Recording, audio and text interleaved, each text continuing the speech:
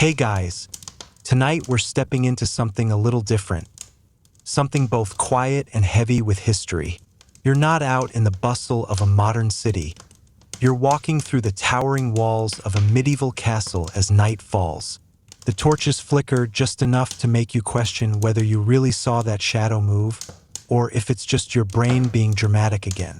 The stone beneath your boots feels cooler than the evening air, and if you've ever complained about your bedroom being drafty, well, let's just say you wouldn't last 5 minutes in a place like this.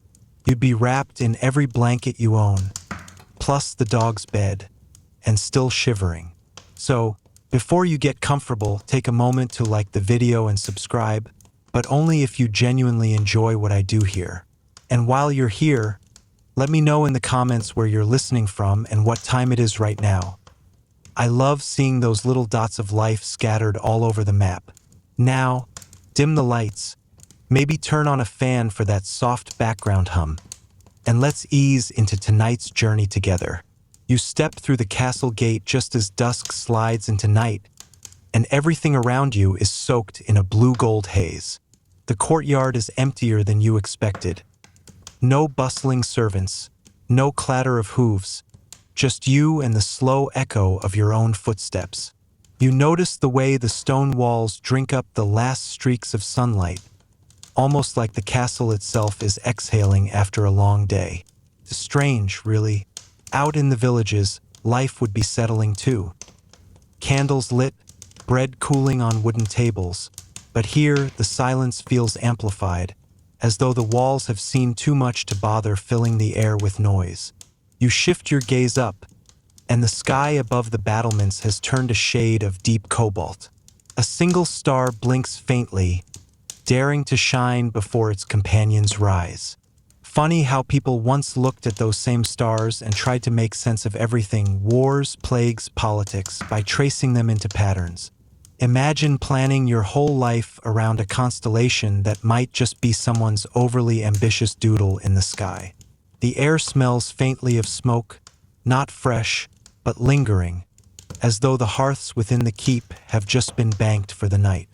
Your hands brush along the wall, cool and rough, the stones chipped from years of weather and the occasional battering ram. These walls were once cutting-edge technology. Think about it. Centuries ago, this was the medieval version of the latest iPhone. Big, expensive, and guaranteed to impress the neighbors. As you step farther into the yard, you pass an old oak barrel tipped on its side, abandoned after years of service. A trickle of rainwater has collected in its hollow, reflecting the last flare of twilight. You lean over, and your reflection stares back, distorted by ripples, like a knight from a forgotten story peeking out from the water's memory. Somewhere above, a raven croaks, breaking the hush. In medieval times, ravens weren't just noisy birds. They were symbols, omens even. Armies marched under banners, priests blessed battles. But if a raven perched above your army before a fight, soldiers would murmur about what fate had in store. Historians still debate whether commanders actually believed in those signs, or if it was just a convenient excuse when things went wrong. Picture a general saying, "Yeah, we lost. But hey, did you see that bird? Totally doomed us." You walk further, noticing how each sound you make, boot scraping stone, leather creaking, feels louder, heavier. It's the same sensation you get in a giant empty parking garage at night. Your own noises feel like intruders. Except here, instead of worrying about a car alarm, you'd be wondering if some knight in full plate is about to step out of the shadows. Don't worry though, you're the only one here. At least you hope so. Your eyes drift to the looming keep, its tower jutting into the night like a jagged tooth. Windows flicker faintly with candlelight, a reminder that even castles full of silence still have their pockets of life. Perhaps a scribe still scratching out letters by lamplight, or a guard warming his hands with a stolen sip of ale. You imagine the stories tucked into each glowing window: romance, rivalry, boredom, prayers. all of them weaving together into the quiet fabric of this place. And then you pause, because sometimes, standing in an ancient courtyard, you realize how thin the line is between your world and theirs. The stones beneath your feet were laid by hands long gone, yet they hold you up just the same. They saw festivals, sieges, lovers sneaking away after dark. You're just the latest in a long, long line of footsteps crossing this space. A quiet night for you was a night of survival for them. You exhale slowly, letting the air of the castle fill your lungs. It tastes of iron, wood smoke, and the faintest trace of damp moss. It's not exactly the fragrance of a luxury candle, but it's got character. You can almost hear the pitchman, medieval courtyard, notes of rain, dust, and the haunting reminder that indoor plumbing won't exist for another 500 years. Somewhere in the distance, a church bell tolls, muffled by hills and walls, marking the hour.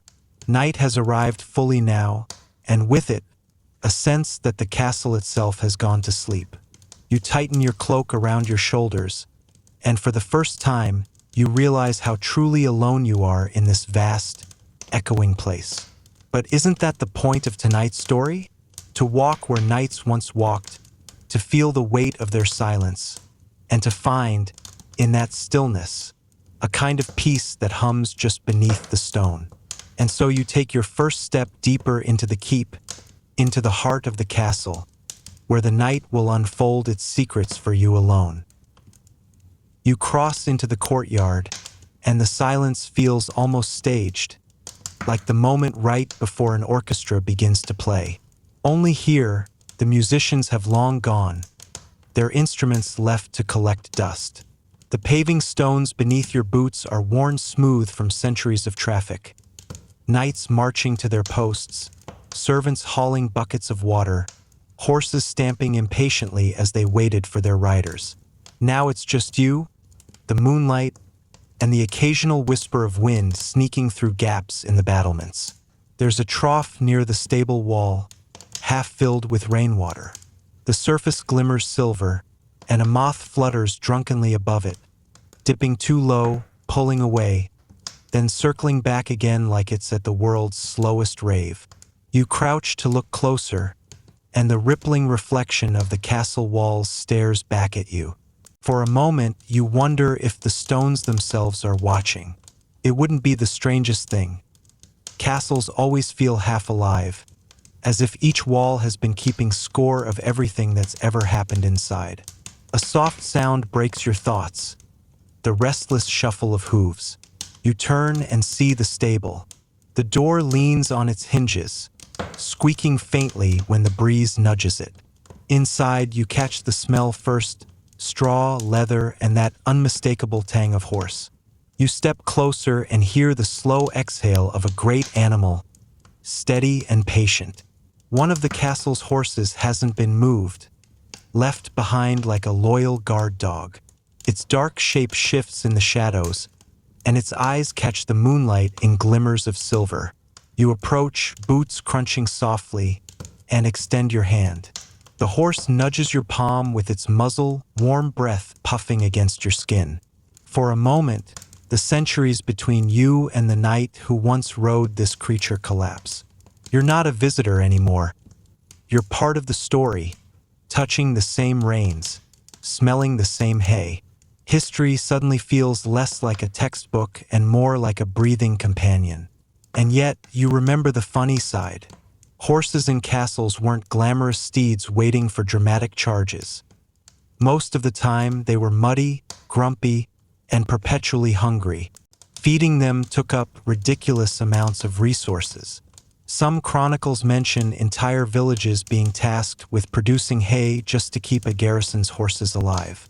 Imagine trying to tell your landlord today, "Sorry, I can't pay rent. I had to buy 15 tons of hay for Sir Geoffrey's battle pony."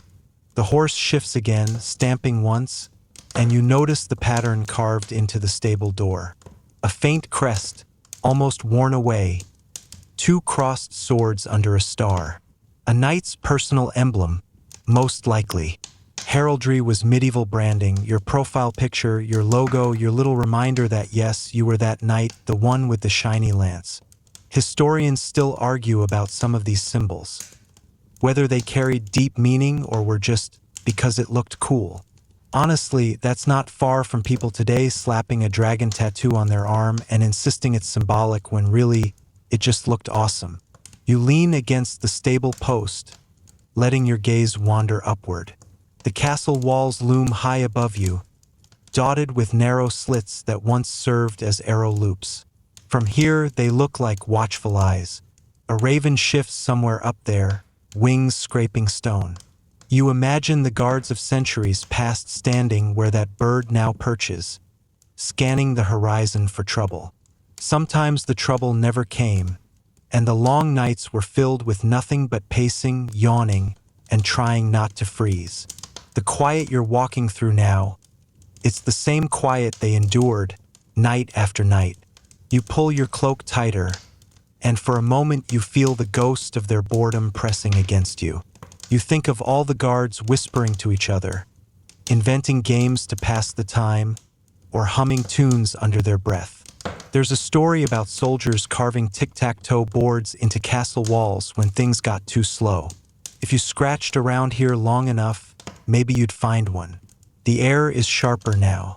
You can feel dew collecting on your lashes, a reminder that the night has fully claimed the castle. The horse exhales again, heavy and slow, then lowers its head to the straw, as though deciding it's had enough of your company. Fair. Medieval horses were probably just as tired of people as modern ones. You step back into the courtyard, and your boots crunch in the gravel. The sound seems unnaturally loud, bouncing off the stone around you. The place is empty, but your mind supplies echoes of what once filled it. The clash of training swords, the bark of orders, the chatter of children chasing each other between chores. Now only silence reigns. And then you notice something subtle. The courtyard itself has a pattern, cobbled in a way that funnels rainwater toward a central drain. Seems mundane, but it's a glimpse of how clever castle builders were. These weren't just slabs of stone stacked for show. Every detail had purpose. Even drainage could decide whether soldiers survived a long siege. Without it, disease would spread in days. You can practically hear medieval engineers patting themselves on the back, bragging, "See? Told you water management was sexy." You smile at the thought and keep moving deeper into the courtyard. The walls rise around you like sleeping giants, protective yet oppressive. Somewhere, the chapel lies hidden in those shadows, candles burning for prayers whispered long ago. Somewhere else, the hall waits, its echoes ready to greet you. But for now, the courtyard holds you in its quiet embrace. You tilt your head, watching the stars push through the night sky, each one settling into place as though it had always belonged there. Maybe it did. Maybe you do too. You take a breath, long and steady, and step toward the great hall doors, where the next part of this night waits.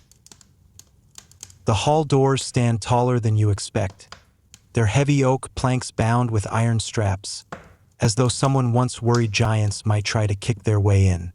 You place your hand on the wood, and it's cold, the kind of chill that seeps into your skin and lingers. Pushing them open takes effort. Your shoulders strain, your boots scrape, but eventually the hinges groan, a sound that echoes across the emptiness beyond. Inside, the great hall stretches out before you, vast and cavernous, with shadows clinging to the rafters. Your first step sends ripples of sound bouncing along the stone walls. It feels less like walking into a room and more like stepping into a memory that's reluctant to let you in. The torches along the walls have burned down to nubs, their faint glow no match for the swallowing dark. You stand there for a moment, letting your eyes adjust. The hall is lined with banners, faded and tattered, their once bright colors dulled by centuries of smoke and dust. Each crest tells a story. Lions, eagles, fleurs de lis. Some belonged to families that thrived, others to families that fizzled out faster than your New Year's resolutions. History doesn't always care who you were. Sometimes you just end up as moth food hanging in a forgotten corner. Your gaze drifts to the long banquet table in the center of the room. It's massive, carved from a single slab of oak, its surface scarred by knife cuts and spills. A few pewter cups still linger there, tarnished and crooked, as if abandoned mid-toast. You imagine the clatter of goblets, the laughter bouncing off these same walls, the music of lutes and fiddles drifting up into the rafters. And then, just as easily, you imagine the silence after, the way everyone left, leaving only crumbs for the mice and echoes for you. You approach the table, dragging your fingers across the rough wood. There's a faint stain near the edge, darkened with age. Wine, most likely. Or blood. Hard to tell, really. Medieval banquets had a way of blurring that line. People partied hard back then, roasting whole oxen, drinking barrels of ale, and occasionally stabbing each other when arguments got heated. Historians still debate whether such feasts were really as wild as the chroniclers claimed, or if those chroniclers were just exaggerating for dramatic effect. Sort of like when your friend says, "Yeah, the party was insane," when really it was 5 people and a sad plate of nachos. At the far end of the hall sits a raised dais with a single chair. No, not a chair, a throne. It isn't gilded or jewel-encrusted. This isn't the set of a fantasy movie.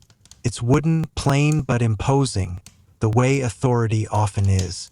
You picture the lord of the castle sitting there, passing judgment on disputes, nodding approvingly at performances, or just trying to look dignified while secretly thinking about dinner. Ruling a castle wasn't glamorous. It was paperwork, logistics, managing egos. Basically, the medieval version of running an office, just with more chainmail and fewer spreadsheets. Your footsteps carry you closer, and you notice the walls. They're decorated with faded murals, scenes of hunts, of battles, of saints raising their hands in blessing. The colors have bled into the stone over time, but you can still make out details. The curve of a stag's antlers, the glint of a knight's spear. These pictures were stories for those who couldn't read, a way to keep memory alive. It's strange, isn't it?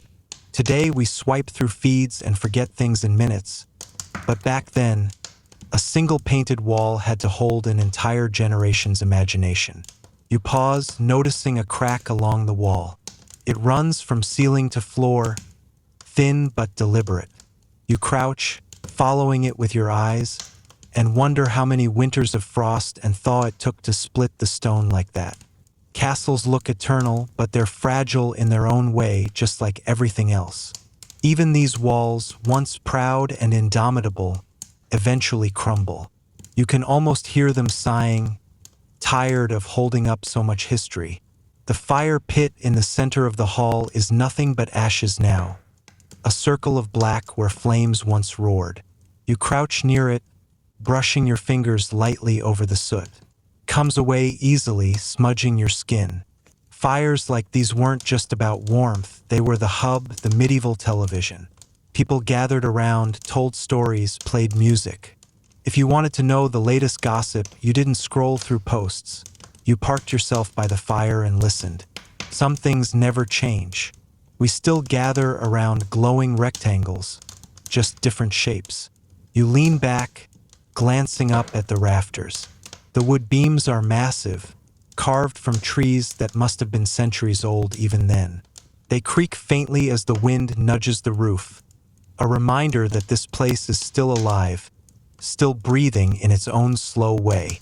Owls nest in the corners, their feathers ruffling as they watch you intrude on their domain. One blinks slowly, as if unimpressed. Maybe you're not the first midnight wanderer they've seen. The longer you stand in the hall, the more the silence transforms. First it felt empty. Now it feels full, thick with voices that aren't there anymore. You hear the echo of a minstrel's tune, the slam of a goblet, the roar of laughter. And then, just as suddenly, It's gone, leaving you with only your heartbeat and the faint hiss of wind sneaking through the cracks. You step back toward the throne, placing your hand on its armrest. The wood is smooth, polished by generations of hands. Lords, ladies, petitioners, they all touched this same spot, grounding themselves before speaking. You close your eyes and imagine the weight of their decisions lingering here, pressed into the grain. Maybe that's why the hall still feels so heavy. It isn't the stone. It's the memories, piled layer upon layer. You sit, just for a moment, and let the hush settle over you. The hall accepts you, wraps around you. Outside, the courtyard waits. The walls stand guard. But in here, it's just you and centuries of echoes. And somewhere in the distance, faint but real, a bell tolls the hour again. Another reminder that even in the silence, time still moves. You rise, brushing the dust from your hands, and step toward the next passage, where shadows curl and secrets linger. The night is far from over. The echoes of the hall fade behind you as you move deeper into the castle's veins, and the corridor ahead yawns long and hollow. Each step you take sends a soft thud into the emptiness, and the air grows cooler, denser, as if the stones themselves are holding their breath. Somewhere far above, the rafters creak in complaint, but here below, it's only you and the rhythm of your boots. Your eyes adjust to the dimness, and you notice how the corridor isn't straight.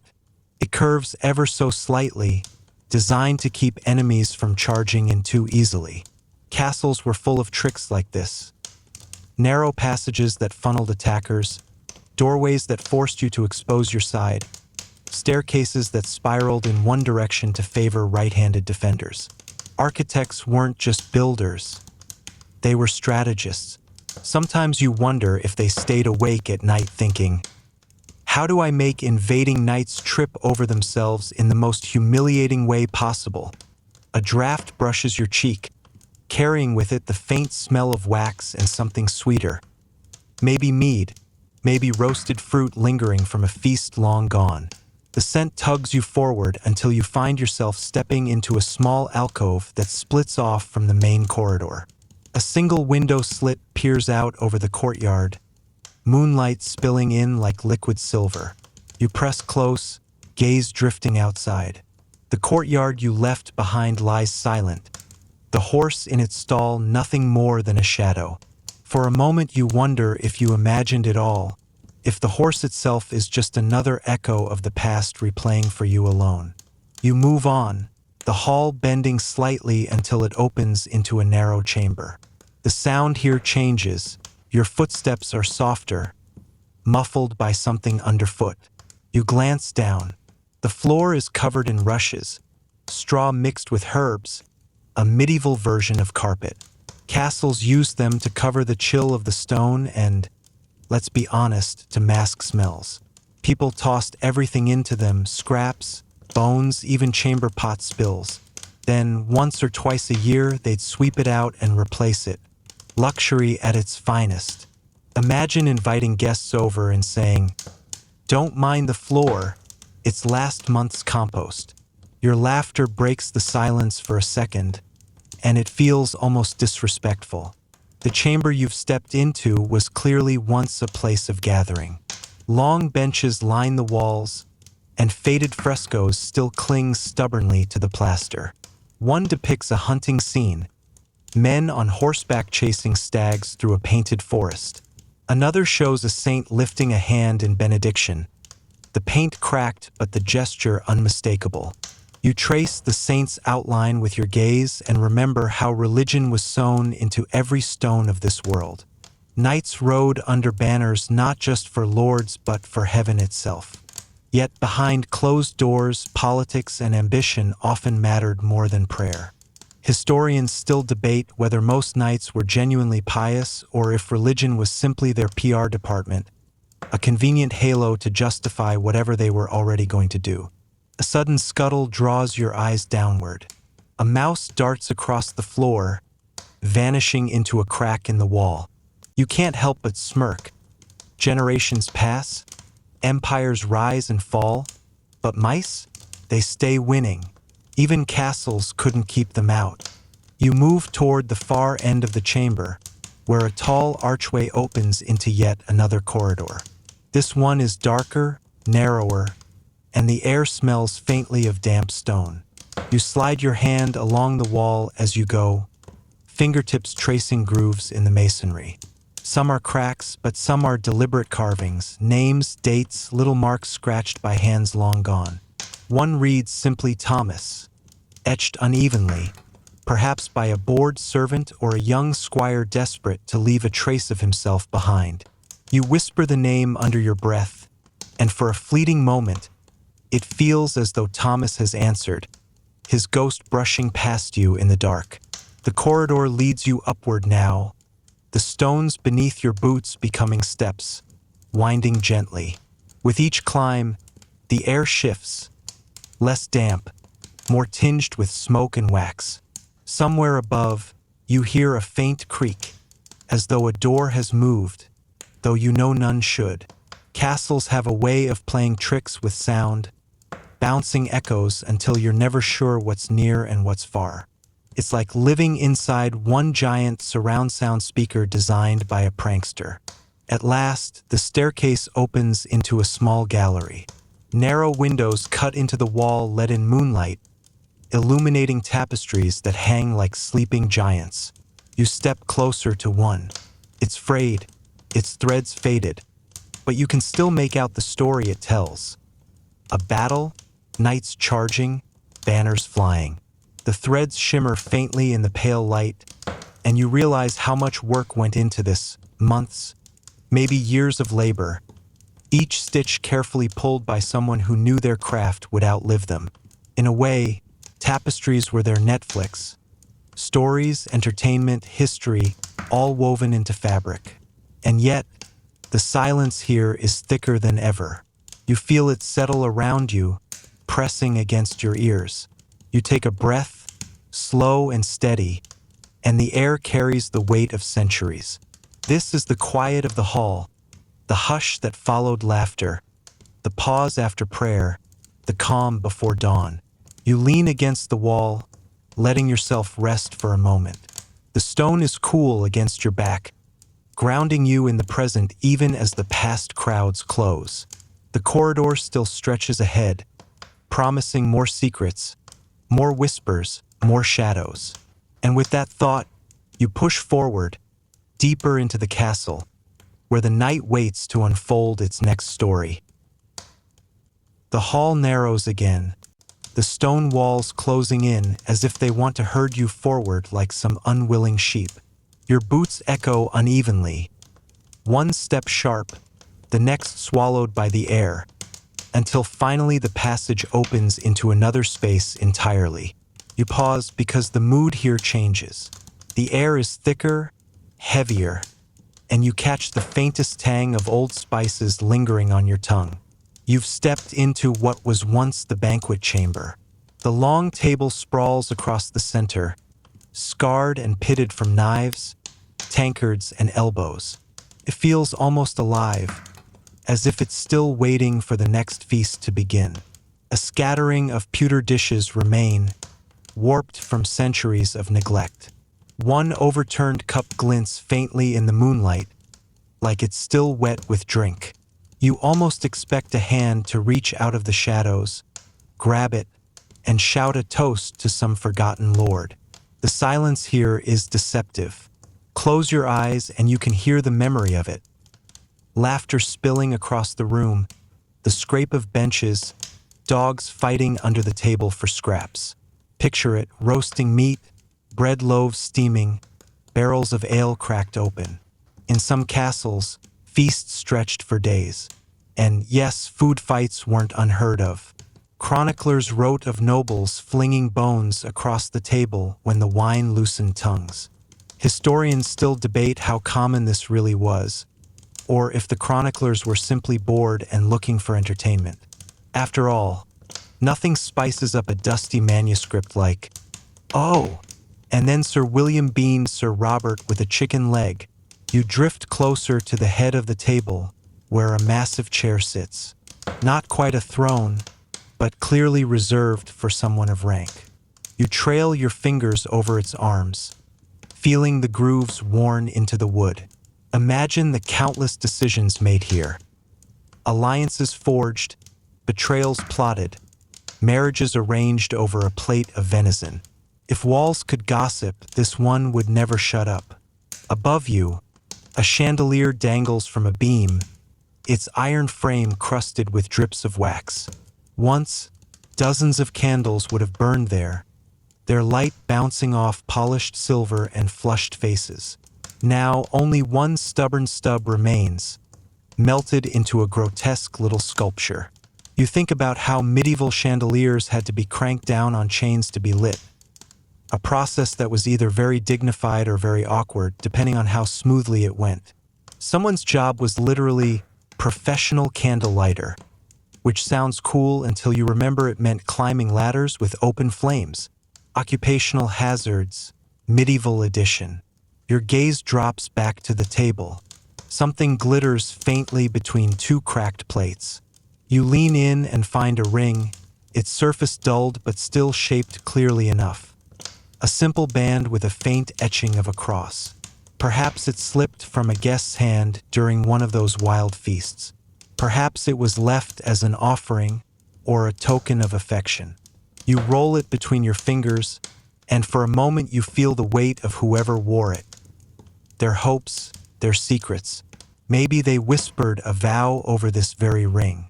Maybe they just complained about the soup. Both seem equally possible. You slip it back onto the table, careful to place it exactly where you found it, as if disturbing it too much might wake whatever memory lingers here. The air grows colder the longer you linger. A draft snakes down from somewhere high, swirling through the room and fluttering the edges of a torn banner. The fabric slaps faintly against the wall, the sound startling in the silence. You glance toward it and see the faint outline of a lion, claws bared, though most of its body has faded into tatters. Lions were popular in heraldry, strength, courage, dominance. Of course, considering lions weren't exactly native to Europe, it was basically medieval Photoshop. You put a lion on your banner and hoped everyone was too polite to ask if you'd actually seen one. You pace slowly around the perimeter of the room, boots brushing against discarded rushes on the floor. In one corner, you notice a cluster of barrels. They were rotted but still intact enough to hint at their purpose. Ale, wine, maybe even mead. Banquets weren't just about food, they were rivers of alcohol. Some records mention entire hogsheads of wine being drained in a single evening. That's hundreds of liters. Picture the hangover. Actually, don't. It hurts just thinking about it. You pause near the hearth. It's enormous, big enough to roast an ox whole, which, let's be honest, probably happened. The soot has layered itself thickly on the stones, blackening everything it touched. But if you lean close, you can still smell it, the faint ghost of wood smoke of fires long dead. It's a smell that makes your chest tighten, the way nostalgia does, even if you've never lived it. Fires have a way of bridging centuries. Above the mantel, carved into the stone, is a Latin phrase. The letters are worn, but you can just make them out. Fortis et fidus. Strong and faithful. A motto, maybe, of the family who ruled here. The words echo strangely in your mind because mottos are like promises. They last longer than the people who swore them. You wonder if those lords really were faithful, or if they just liked how it looked carved into stone. Historians, of course, still argue about mottos, whether they represented genuine ideals or were just catchy slogans. Medieval marketing, essentially. You step back, letting the fire's shadowy cavity loom in front of you, and for a brief moment, you see the glow of embers that aren't there. A trick of the imagination, or maybe the castle showing you one of its memories. You blink and it's gone, replaced with cold stone. The silence thickens again, wrapping around you. You glance once more at the long table, at the faded banners, at the lonely chair. This room once rang with voices, but tonight it offers only stillness. You breathe it in, let it settle in your chest, and turn toward the next doorway. The night isn't done. The castle still has more stories to tell. The doorway beyond the banquet hall is narrower, framed in heavy oak that has swollen with time. You duck through, and the atmosphere changes again. Gone is the sense of feasting and warmth even in memory. This corridor is quieter, more reserved, as if the walls themselves expect you to lower your voice. You follow its gentle curve until it opens into a chapel. It is small, almost modest compared to the echoing hall you just left, but there's a gravity here that presses against your skin. The air feels older, dustier, but also strangely alive, like it's holding its breath. Moonlight trickles through a narrow stained glass window, painting fractured patterns on the stone floor. Red, blue, green, trembling slightly as the night wind rattles against the glass. The pews are simple benches. They're wood worm-eaten and warped, yet still aligned in neat rows. Someone once cared enough to keep them orderly. You run a hand along one, feeling the grooves worn smooth where countless bodies once sat. Imagine the congregation. Peasants, servants, maybe even the Lord's family kneeling together, heads bowed.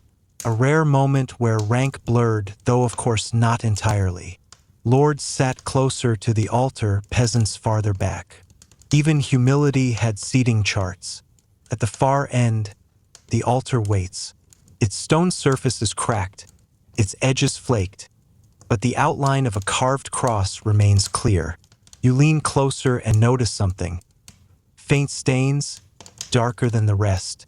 Candle wax, probably, or maybe something else.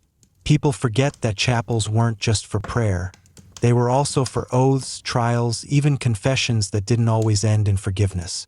More than one chronicler hints at blood being spilled in places like this, whether in punishment or sacrifice. Historians argue endlessly about how often it really happened, because evidence is scarce, but the stories persist. Castles never needed help keeping their mysteries.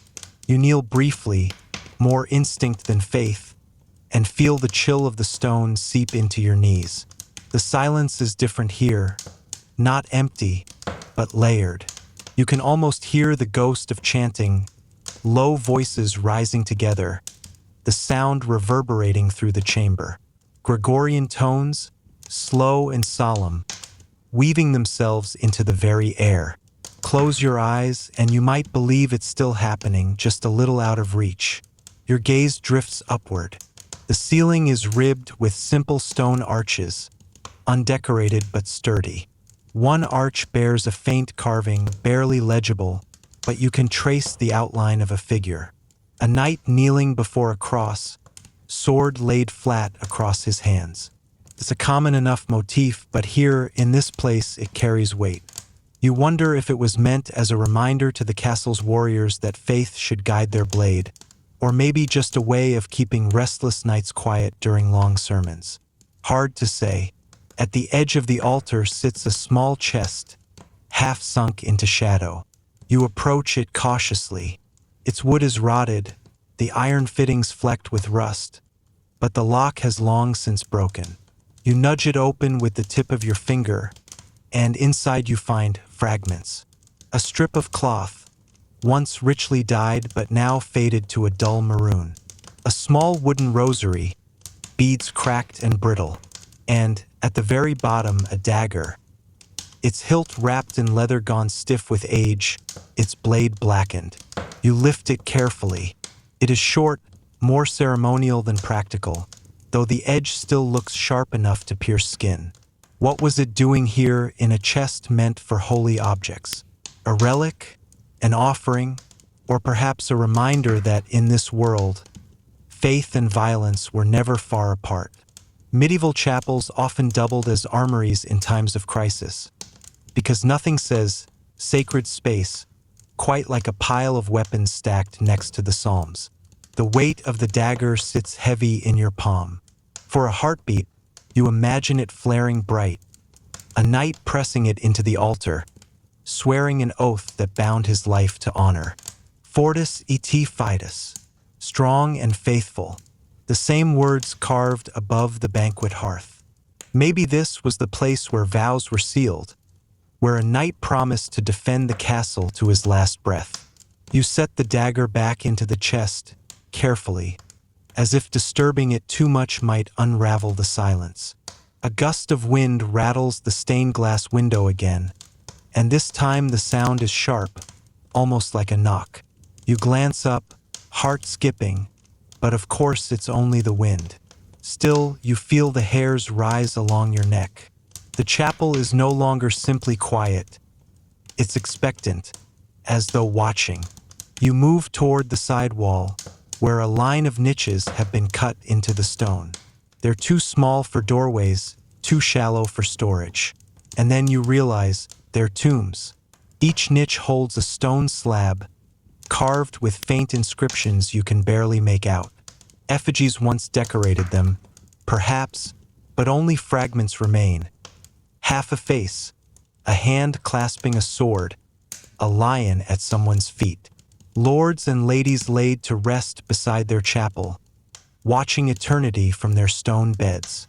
One slab still bears enough lettering to read, Hic jacet, here lies. The name is too weathered to decipher, but the Latin still carries weight. You place your hand on the stone, and it's colder than the rest of the room, as if the dead beneath still holds on to winter. You linger, but not for long. The chapel is heavy with memories, with faith, with promises both kept and broken. It whispers of devotion, but also of fear, the kind of fear that drives people to kneel, to swear, to clutch their beads in the dark. You turn toward the doorway again. The stained glass glows faintly behind you, casting broken rainbows across the pews. As you step out, the patterns stretch across your boots, then vanish once you leave the threshold. The corridor greets you again with its hush. Another room waits, another layer of the castle story, still folded in shadow. The corridor bends sharply to the left, narrowing until your shoulder brushes the stone. You slow your pace, the sound of your boots echoing louder in the confined space. The air here is damper, tinged with the scent of earth, as if you're drawing closer to the castle's roots. The passage ends at a stout wooden door reinforced with iron straps. It hangs slightly ajar, a gap just wide enough to show blackness beyond. You push gently, and the hinges groan like something waking from a long sleep. The door swings open to reveal a staircase curling down into darkness. You descend carefully. Each step is stone, worn concave by countless feet, slick with moisture. The chill deepens as you spiral downward, and the echoes of your movement multiply.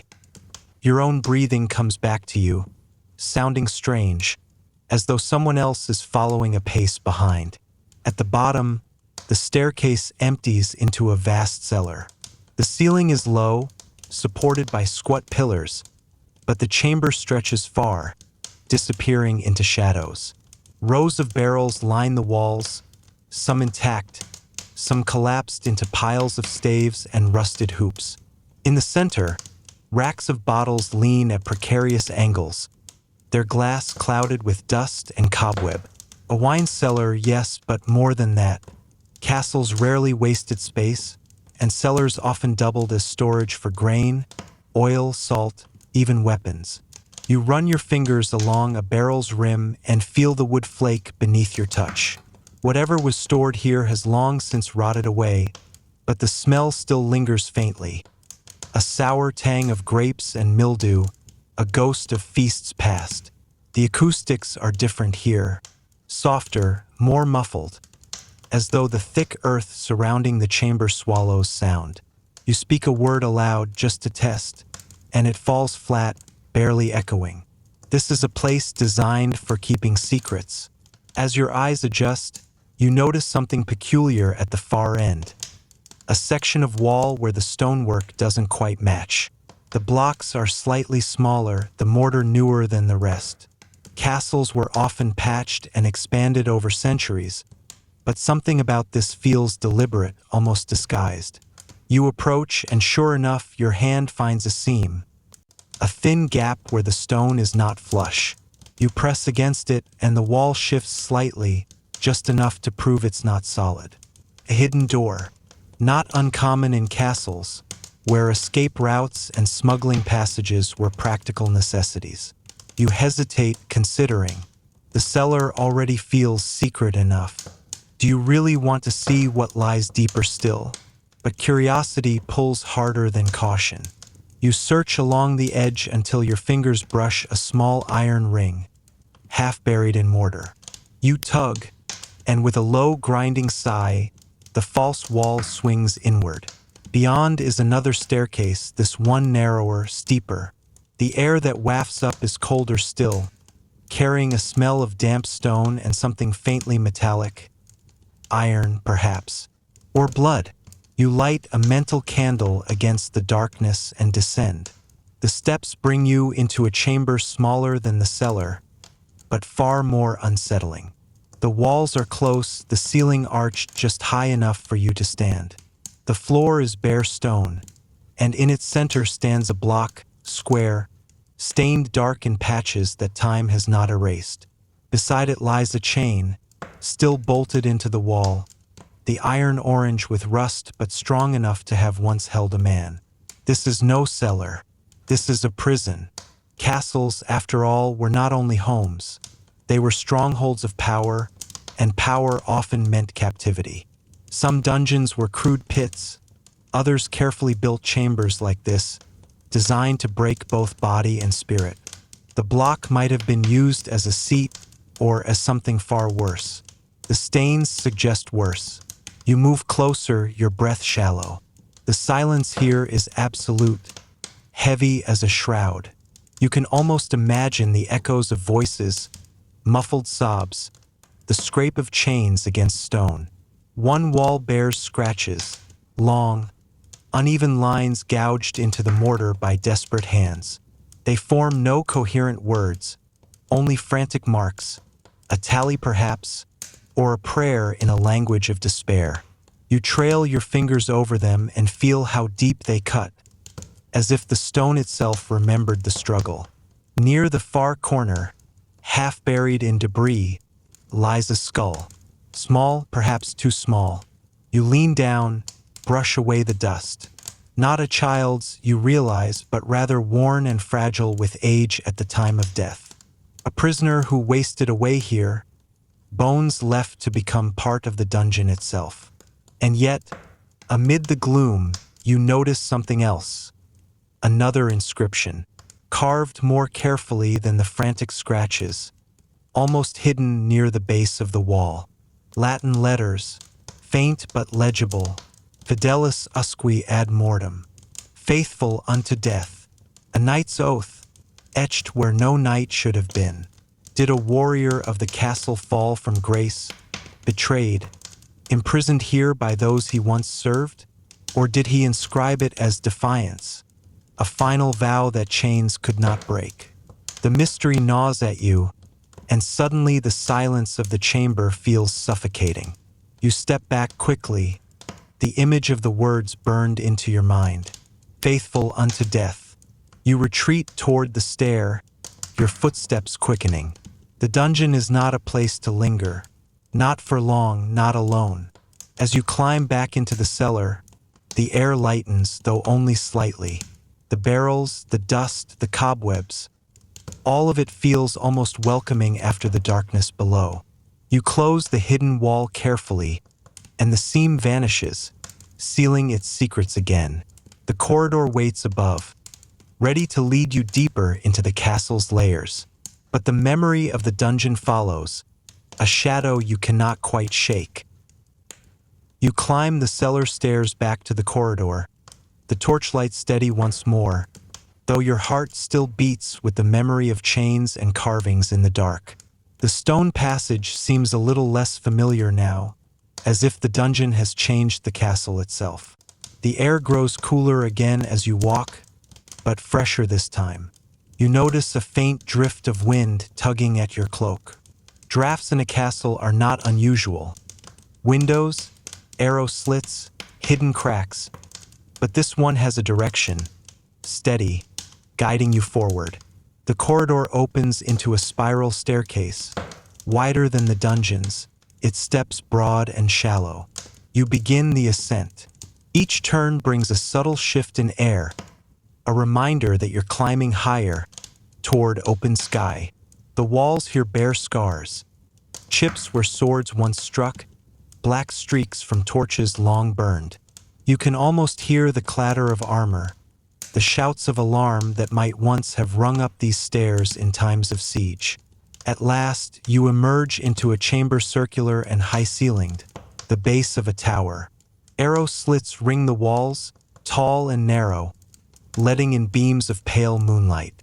The air carries the scent of night, sharp and cold, a relief after the must of the cellars. You pause here, letting your eyes adjust. The chamber is bare, save for a wooden ladder rising to a trapdoor in the ceiling.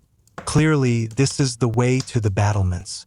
You climb, the rungs creaking softly, until your hand pushes open the hatch. And then, the night greets you. You step onto the battlements and the world opens wide. The stone walkway circles the tower, crenellations rising like teeth against the sky. Beyond them lies the vast spread of the land. Forests black with shadow, fields pale under moonlight, hills rolling away into haze. The air is alive with silence, so vast it feels like sound itself. Above, the sky stretches endless, jeweled with stars. The moon, nearly full, lays a silver path across the castle roof and down into the courtyard below. You breathe deeply, and for the first time since entering the castle, your chest feels light. This is where knights once stood watch. You imagine them pacing slowly, eyes scanning the horizon for torches of an enemy force, or listening for the cry of an owl that might mask a scout's footsteps. Vigilance was a duty, but also a solitude. Many a night must have passed long hours here, alone with thoughts, prayers, and the cold night air. You rest your hands on the rough stone, gazing outward. The wind lifts your cloak, whispers against your ear. For a moment you feel as though the centuries collapse.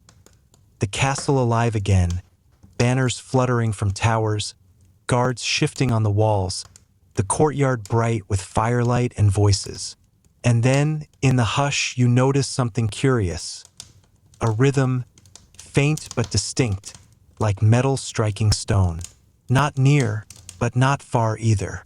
Comes from lower in the castle, steady, purposeful. A hammer? A blacksmith at midnight? No, impossible. The forge would have been in the outer yard, not within these walls. The sound fades, then returns, like an echo carried by the wind.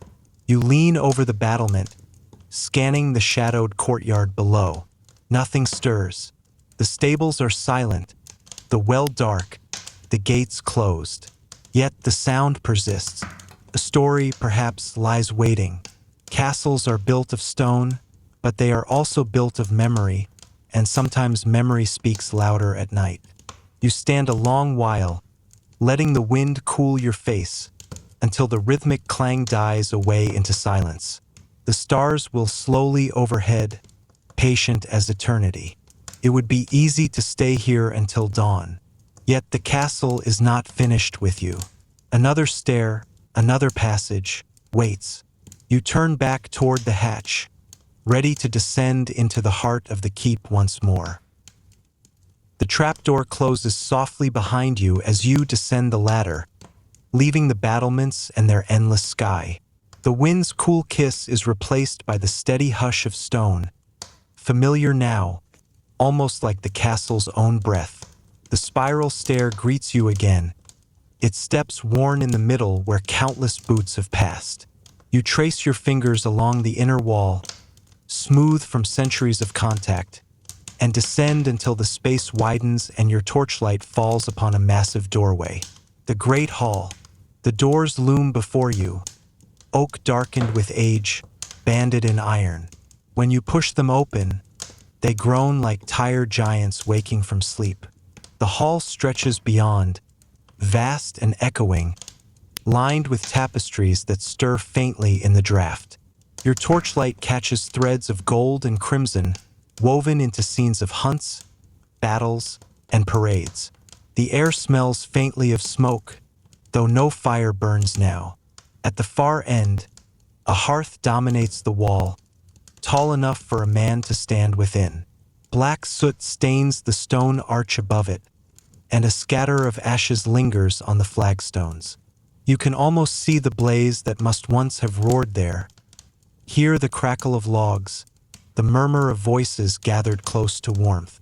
Long tables stretch down the hall, empty now but scarred with use. You run a hand across one and feel grooves carved by knives, faint notches where mugs once slammed in celebration. Imagine it. The hall alive with clamor, knights and squires elbow to elbow, trenchers piled high, jugs of ale passed down the line. A bard plucking a lute at one end, a jester flipping his cap for laughter.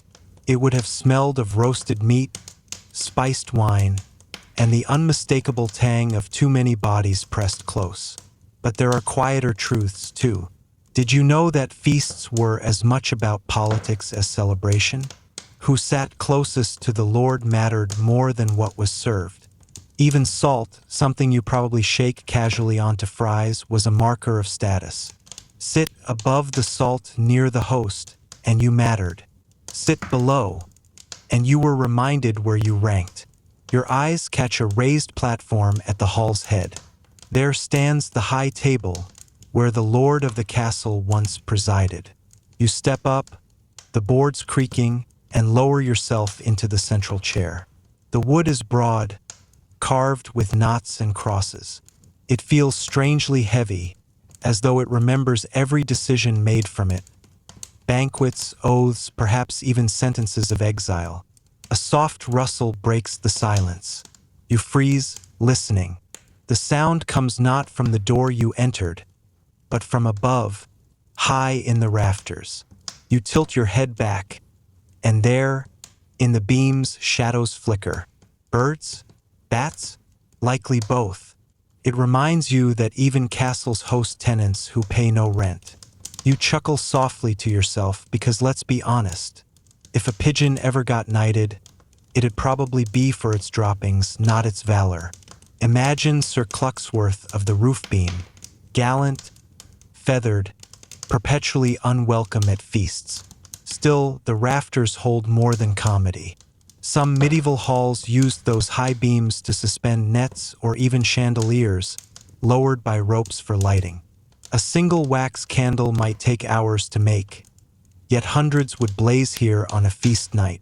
The glow must have seemed like sunlight captured indoors, bouncing from shields and goblets, warming every corner. You close your eyes for a moment and let the phantom sounds return. The scrape of benches, the clink of metal, the hum of conversation swelling and falling. Somewhere, a hound whines for scraps under the table. The hall breathes again, if only in memory. Then, another thought drifts in. These halls weren't just for merriment. They were courts of justice, too. Trials took place here, with the Lord seated exactly where you are now. Some were fair, some less so. Punishments ranged from fines to banishment to far worse. A fair point when power was measured less by parchment and more by who carried the bigger sword. The torch in your hand sputters, a reminder that fire never lingers long without tending. You rise from the high seat and let your gaze sweep the hall once more. Empty though it is, the weight of centuries presses around you, heavy but not hostile. It is a place that remembers joy as well as judgment. At the hall's side, another door waits, smaller, arched, half hidden behind a tapestry showing a hunt. The woven stag seems to leap aside as you approach. You lift the edge and push the door open. A narrow passage beckons, curving deeper into the keep. The feast fades behind you. Ahead lies something quieter still. The hidden passage curves gently, your steps echoing in a hush that makes even breathing sound too loud. Stone walls tighten on either side, yet the floor feels smoother here, less worn by the boots of soldiers, more often brushed by the robes of scholars or scribes. The torch's glow ripples along the arch, and the smell changes.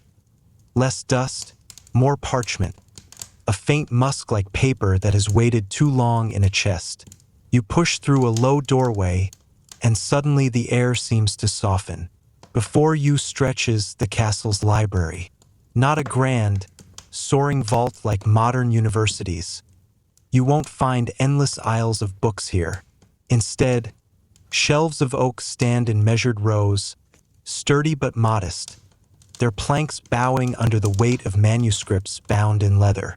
Scrolls rest in cubbyholes, tied with ribbons faded from crimson to dull rose. The room feels warmer than the stone halls outside, as if words themselves emit a quiet heat. Your torchlight dances across a desk, its surface scarred by quills, ink stains, and knife marks where parchment was trimmed. A single chair waits beside it, carved simply but polished by use. Imagine a monk hunched here centuries ago, scratching words in Latin by candlelight, muttering prayers each time his pen split. The silence is alive with memory, like whispers layered one over another. You trail a finger along a manuscript spine. The leather cracks faintly, and for a moment you hesitate, like touching a relic too sacred. You don't open it yet, but you know what kinds of treasures might lie within. Saints' lives, chronicles of kings, medical recipes involving ingredients that sound like failed smoothie experiments. Yes, powdered unicorn horn was once a prescription.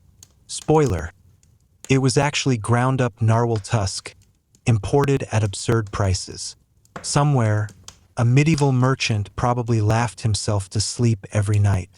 One shelf holds maps, parchment sheets stretched and inked with rivers, mountains, coastlines half-guessed. They're strangely beautiful in their inaccuracies. A single village might be drawn as large as a city, while oceans shrink like puddles. To a knight, though, such maps were a lifeline guiding campaigns, pilgrimages, or crusades. Still, you can't help but grin. Your phone's GPS recalculating, turn left at Starbucks, suddenly feels like sorcery in comparison. High above, narrow windows let in slits of moonlight. Dust motes float there, caught like tiny galaxies. You tilt your head and wonder how many eyes have stared through those same windows, resting after hours of copying text. Did they long for sleep? Or did they crave just one more page, one more secret caught in ink? At the far end of the room, a lectern holds a single book, open and waiting. The pages glow pale under your torch. You step closer and read words written in an elegant hand, a chronicle of battles past. Names you recognize, Agincourt, Hastings, stand beside those lost to time. The handwriting leans, shaky in places, steady in others. You can almost see the scribe's tired hand pressing on, line after line, perhaps rewarded with a mug of weak ale at the day's end. Did you know that parchment sometimes carried faint traces of its past? Scratched too thin, a page might still bear hair follicle marks from the goat or calf it came from. Scholars today still run their hands across those skins, feeling both history and biology layered in one sheet. It's the closest thing to time travel you can touch. A soft scrape interrupts your thoughts.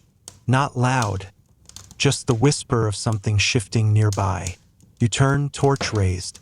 Nothing, just shadows crouched between shelves. But the quiet here feels less empty than before. You can't shake the sensation of being watched, not by malice, but by the weight of words themselves. Like every story is leaning forward to see what you'll do next. You chuckle, shaking your head.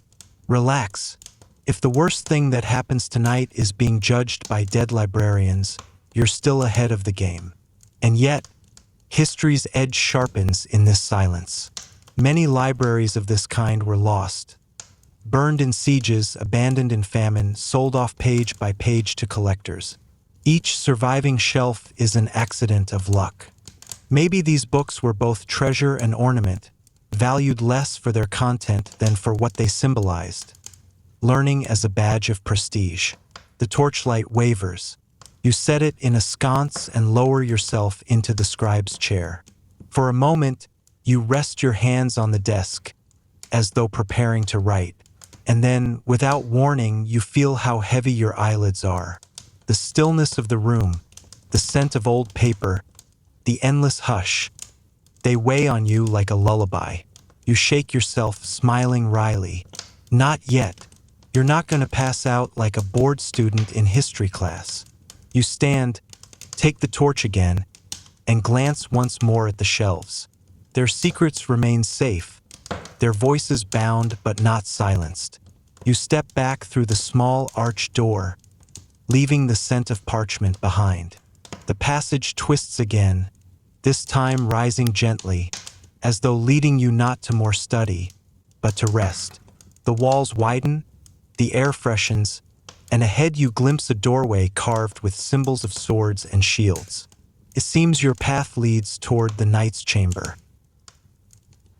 The doorway opens wider now, stone arch cut with faint carvings, crossed swords, curling vines, the faint outline of a shield. You step through and find yourself in the knight's chamber. It is not the grand, glittering room you might expect from fairy tales. No golden chandeliers, no silk draped in waves. Instead, it feels practical, lived in. The bed is sturdy oak, its frame thick and unadorned, draped with wool blankets dyed in deep hues of red and green. A fur throw lies across it, rough to the touch, a reminder of hunts long past. The air is warmer here. A fire smolders in a stone hearth, logs snapping softly, casting amber light that flickers across the walls. You pause, letting the glow soak in. The sound of fire has a rhythm almost like breathing, in and out, a gentle counterpoint to your own. Against one wall rests a stand where the knight's armor hangs. The breastplate catches the firelight, a dull shine scarred with scratches. Each mark a story of battle, of defense, of survival. The helmet sits slightly tilted, as if bowing. You notice how heavy it looks. You imagine the weight pressing on shoulders, the strain of carrying steel for hours. And yet here at night, it is all set aside, waiting quietly. A sword leans against the wall beside it, not raised, not brandished, just resting. Its blade is oiled, kept sharp, but tonight it is only a piece of metal catching firelight. The knight sleeps without it, trusting stone walls and loyal guards more than steel in his hand. You move closer to the bed. The knight lies there already, asleep. His face is softer now, the stern lines of command smoothed away. In slumber, he looks less like a warrior and more like any man, someone who has carried burdens too heavy and finally allowed them to rest. His breath is steady, slow, and you find yourself unconsciously matching it. Inhale, exhale. The room seems to fall into the same rhythm. Beside the bed stands a small table. On it rests a half-burned candle, its wax pooled, a book lying closed beside it. Perhaps the knight had read before sleep, or perhaps he had only placed it there for comfort. A wooden cup stands empty, the faint scent of ale or spiced wine lingering in the air. You lower yourself into a chair near the fire. The wood creaks softly, but the knight does not stir. You sit, simply watching, listening. The fire whispers. The night presses close around the castle, held at bay by thick stone and warm light. Did you know knights were not always armored giants on horseback? Many were more administrators than fighters, balancing duty with estate management, court politics, and family ties. The image of the eternal warrior often hides the quieter truth, that knights spent far more time in chambers like this than on battlefields. You smile faintly, History has a way of making legends larger than lives. Your eyelids feel heavy now. The warmth, the quiet, the steady breath of the sleeping night, they draw you downward, like gravity. Your torch burns low in the sconce, its flame dipping lazily, as if even fire itself is tired. You lean back, and the chair seems softer than before. You listen once more to the fire's crackle, to the night's breathing, to the hush of the stone walls holding it all together. The castle, the books, the armor, the battles, all fade into something simpler. Stillness, peace, the kind of night that comes rarely, treasured all the more when it does. And slowly, as though the room itself exhales, you feel the story drift toward silence. The chair beneath you no longer feels like wood. It feels like clouds pressed into shape, molding softly to your weight as though the castle itself wants you to stay a little longer. The firelight dances lower, its glow not sharp but softened, blurring the edges of every object in the room. Shadows on the walls sway like old friends whispering from a distance. The night does not stir. His breath continues steady, that same rhythm you've been following without meaning to. Each inhale and exhale is an anchor in the stillness, a reminder that peace can exist even after days of armor, command, and chaos. Tonight, war and duty lie far away, as unreachable as the stars beyond the battlements. Your gaze drifts to the sword once more. Isn't it strange? A blade that once carried the roar of battle now only glimmers faintly in the fire's glow. Steel can shout and steel can sleep. You realize the same is true of people. You too can set your burdens down. Even history's fiercest warriors had to rest eventually. A draft slips in through a crack in the stone wall. Instead of chilling you, it feels like a lullaby, cool air brushing your face while warmth from the hearth holds your body. This meeting of opposites makes your eyelids heavier still, like weights tugging you downward. And here comes a thought you can't quite shake. Historians argue endlessly about whether nights slept in shifts, or whether they trusted thick stone walls enough to fall fully asleep. Some insist centuries always kept watch, while others believe even guardians needed rest. The debates linger, but the truth seems almost irrelevant in this moment. You're here, you're safe, and the night beside you slumbers without worry. The candle's wick finally collapses, sinking into its own wax. Darkness folds gently into the room, broken only by the low fire. You blink slowly, vision hazy, like you're seeing the world through ripples of water. Everything is softer. The stone doesn't look hard anymore. It looks like velvet in shadow. You chuckle quietly, surprising yourself. Who would have thought you'd spend the night in a knight's chamber, only to discover it feels less like a battlefield and more like a giant weighted blanket. Even the armor, so harsh in daylight, seems like nothing more than a set of tired clothes left out after a long day. And so the night settles further. You lean back in the chair, surrendering your weight, letting silence fill the spaces between your breaths. Somewhere far away, the castle creaks, a door shifts, the wind brushes against high battlements. But here, inside these thick walls, none of it matters. You close your eyes for a moment, just to rest them, you tell yourself. But when you do, the sound of the night's breathing merges with your own, and suddenly it feels like the whole castle is breathing with you. A fortress inhaling, exhaling, keeping rhythm with your body until it no longer belongs to you alone. And just before your thoughts dissolve into dreams, one last whisper curls around you. Even the bravest nights need sleep, and tonight you've earned yours too. The air shifts as you stir again, not quite awake, not quite dreaming. When you finally lift your eyes, you notice a silver ribbon of moonlight stretching across the floor, sneaking in through a narrow slit in the wall. The torchlight has died out, leaving the room to the glow of fire and moon together, each competing gently like two children unwilling to give up their turn. You rise quietly, careful not to wake the knight, whose breathing remains steady and unbothered. His stillness reassures you.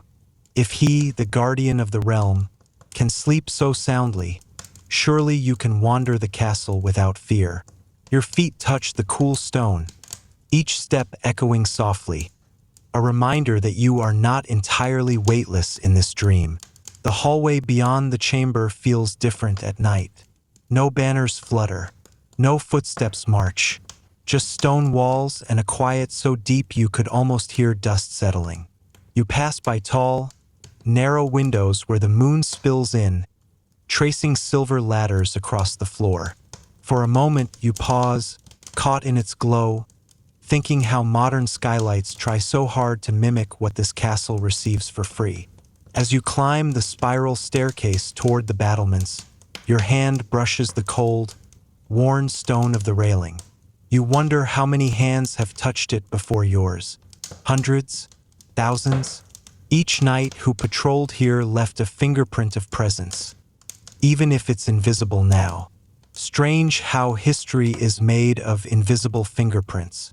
The night air greets you as you step onto the wall walk. Carries a freshness so crisp it almost feels edible, like biting into a green apple. Down below, the courtyard lies in hushed slumber, stables quiet, wells silent. Beyond the walls, the dark countryside stretches endlessly, fields shimmering under moonlight, rivers catching glints of silver like necklaces scattered across the land. You lean on the stone ledge, gazing upward. The stars seem closer here, bold against the black sky. One cluster looks like a spilled pouch of coins. Another resembles a crooked crown. You remember hearing once that medieval people often read the stars as messages, guides for travel, or signs from God. Some even mapped battles onto them, imagining swords and shields in constellations. Historians still debate whether knights genuinely believed those patterns foretold victory, or if it was more of a hopeful story told before war. Either way, the stars remain, outlasting both questions and answers. The moon hangs heavy above, a pale sentinel that has watched every century pass. It lights your face gently, like a parent checking in before bed. You can't help but smile at the thought. This ancient celestial body, babysitting you while you sneak around a castle in the middle of the night. Your fingers trace the grooves in the stone. Each one feels like a diary entry etched without words. A siege once pressed here. A celebration once echoed there. Now only silence remains, wrapped in silver light. The weight of centuries feels less like a burden and more like a lullaby, pressing softly against your shoulders. You laugh quietly, though it's less a laugh and more a sigh shaped into sound. Isn't it ridiculous? You came up here expecting grandeur, and instead you've found something even rarer. A sky so peaceful it makes you want to yawn. A castle wall meant to repel enemies has turned into a balcony for stargazing. Defense turned to dream. And as you stand there, listening to the faint whisper of wind against stone, you realize the world has slowed to your heartbeat. The night doesn't need battles. It doesn't need history lessons. It only needs this moonlight, stars, stone, and you, wrapped into one quiet moment. You stay a little longer, letting the chill air fill your lungs until drowsiness folds back over you. It seems the stars are less interested in prophecy and more intent on guiding you back to sleep. So you turn, softly, heading down the stairs again, moonlight fading behind, warmth waiting below. Back inside the stairwell, the air shifts again, darker, heavier, but not unfriendly. The stone spiral seems to hum softly beneath your hand as you descend, each step coaxing you further into drowsiness. When you finally return to the knight's chamber, the fire has mellowed to a low, glowing nest of embers, crackling faintly like an old man muttering in his sleep. The knight himself hasn't moved, his face half lit in orange, half shadowed in moonlight, still so peaceful you almost want to applaud him for mastering the art of sleeping through anything. You slide back under the blanket, the wool scratching slightly against your skin. The warmth settles quickly, wrapping you like an oversized hoodie, though honestly, a medieval blanket weighs about 3 hoodies and smells faintly of hay. Your body welcomes it anyway, muscles loosening, breath slowing. The silence of the chamber doesn't feel empty now. It feels padded, like a quiet room designed just for you. And then it happens. Dreams creep in, not all at once, but like polite guests slipping into a hall. First, you hear faint hoofbeats, distant at first, then closer. The rhythm is steady, hypnotic. In the dream, you're riding a horse through a forest of tall oaks, leaves whispering like an audience leaning in to listen. The moon follows above, patient and ever-present. You glance down and realize you're wearing armor. Polished steel, heavy but comforting, like being hugged by a refrigerator. The helmet rests in your hand, not on your head, because apparently Dream You still values good hair circulation. Each breath smells faintly of leather and iron, the scent of a night ready for a journey. Suddenly, a light breaks through the trees, the glow of a medieval town at night. Torches line the streets, flickering shadows dancing across wooden beams and stone walls. It's not bustling. No one is out, no vendors shouting, no blacksmith hammering. Just quiet streets, the smell of baked bread still lingering, and the occasional bark of a dog who hasn't realized bedtime is a thing. You dismount, your boots clicking on cobblestones. The sound echoes in your ears, oddly comforting, like someone tapping a pencil in rhythm while you study. Each step feels purposeful, though you're not entirely sure where you're going. That's the charm of dreams. You don't need a map, only momentum. As you wander, you pass a fountain at the square's center. Its water trickles faintly, catching moonlight like liquid silver. You bend closer and see your reflection in the pool. But it isn't just you. It's layered, shifting between yourself and the night sleeping back in the chamber. For a moment, it's as if you share the same story, overlapping centuries. Historians still debate whether medieval people saw dreams as visions from God or simply the brain rearranging dinner into nonsense. Either way, here you are, blending past and present, fact and fancy. You chuckle softly. In the dream, your laugh echoes louder than expected, bouncing off shutters and door frames. A stray cat scampers across your path, pausing just long enough to give you that look. You know, the one cats give when they're silently judging your life choices. Apparently, medieval cats were just as sassy as modern ones. The hoofbeats return, though now they sound more distant. You turn, scanning the street, but see no horse, no rider. Just lanterns swinging gently in the breeze, as if nodding to your confusion. Maybe the dream doesn't want you to chase. Maybe it just wants you to notice. So you let the sound fade, and instead you wander deeper into the town. Each house you pass feels familiar, though you've never been here before. Maybe it's the universal smell of wood smoke, or the way every shutter seems slightly crooked, as if perfection was never the goal. You start to feel at home, like a tourist who's been mistaken for a local. Eventually, your path winds back toward the edge of the square, where shadows grow thicker. A single church bell rings in the distance, not loud, but enough to vibrate the air around you. One note only, then silence. You tilt your head, half expecting another. Nothing comes.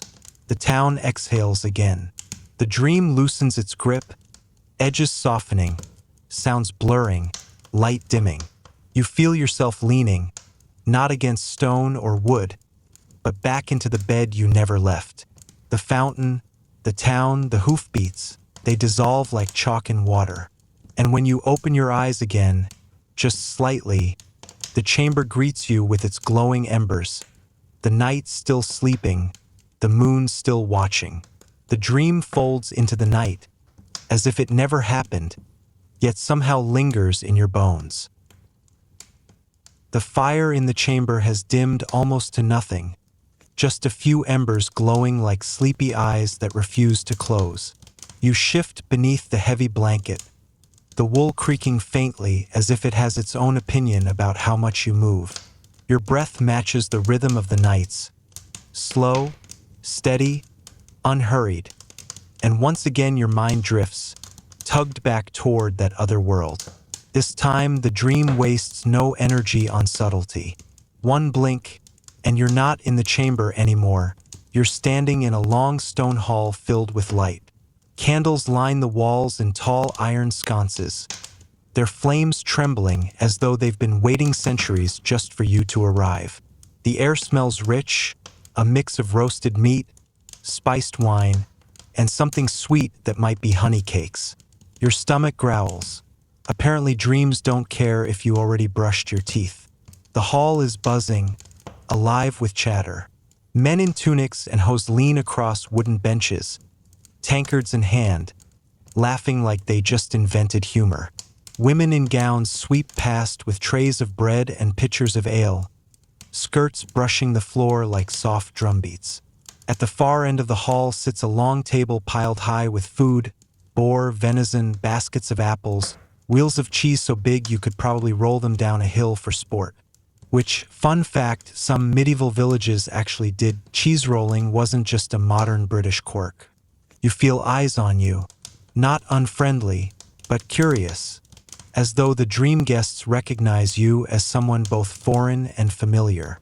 Whispers pass between them, just loud enough for you to catch. A knight? No, a traveler. Perhaps both. Historians still argue over whether medieval banquets were more about food or about showing off power. But in this dream, it's definitely both. The feast is practically screaming. Look at us, we can roast a whole animal and serve it on a golden platter. What have you done lately? You make your way toward the center table. A seat waits for you, cushioned with embroidered cloth. When you sit, the bench sighs under your weight, like even the furniture approves of your decision. Someone sets a goblet before you, filled with red wine that gleams in the candlelight like liquid garnets. You hesitate for a moment, then sip. It's warm, spiced with cloves and cinnamon. Imagine mulled wine but stronger, heavier, like it's trying to tuck you in from the inside out. The knight from the chamber appears at your side, not as a sleepy figure now, but tall, armored, smiling faintly. He doesn't speak, just nods toward the feast, as though granting permission. The two of you eat in silence, though the hall around you swells with noise. Laughter bounces off the rafters. A minstrel strikes up a tune, plucking a lute with fingers that blur in the light. The melody winds through the hall like smoke, soft and insistent, urging your eyelids lower even as the dream pulls you deeper. Somewhere to your left, two guests argue cheerfully about whether forks should be used at all. For the record, medieval Europeans often ate with knives and fingers. Forks didn't really catch on until later, though Italy got there first. Leave it to pasta culture to demand better cutlery. One man insists forks are unmanly. Another claims they're divine gifts to keep hands clean. You smirk into your goblet. Some debates never die. They just get new hashtags. The feast rolls on, but you notice something odd. Every so often, the guests flicker. Not disappear, just flicker, like candle flames caught in a draft. The room itself hums, vibrating faintly beneath the music. You blink, and suddenly a platter of pears looks more like apples. Blink again, and the goblet in your hand feels like wood, then metal, then wood again. The dream seems unstable, like a film reel splicing frames from two different centuries. And then the knight leans close.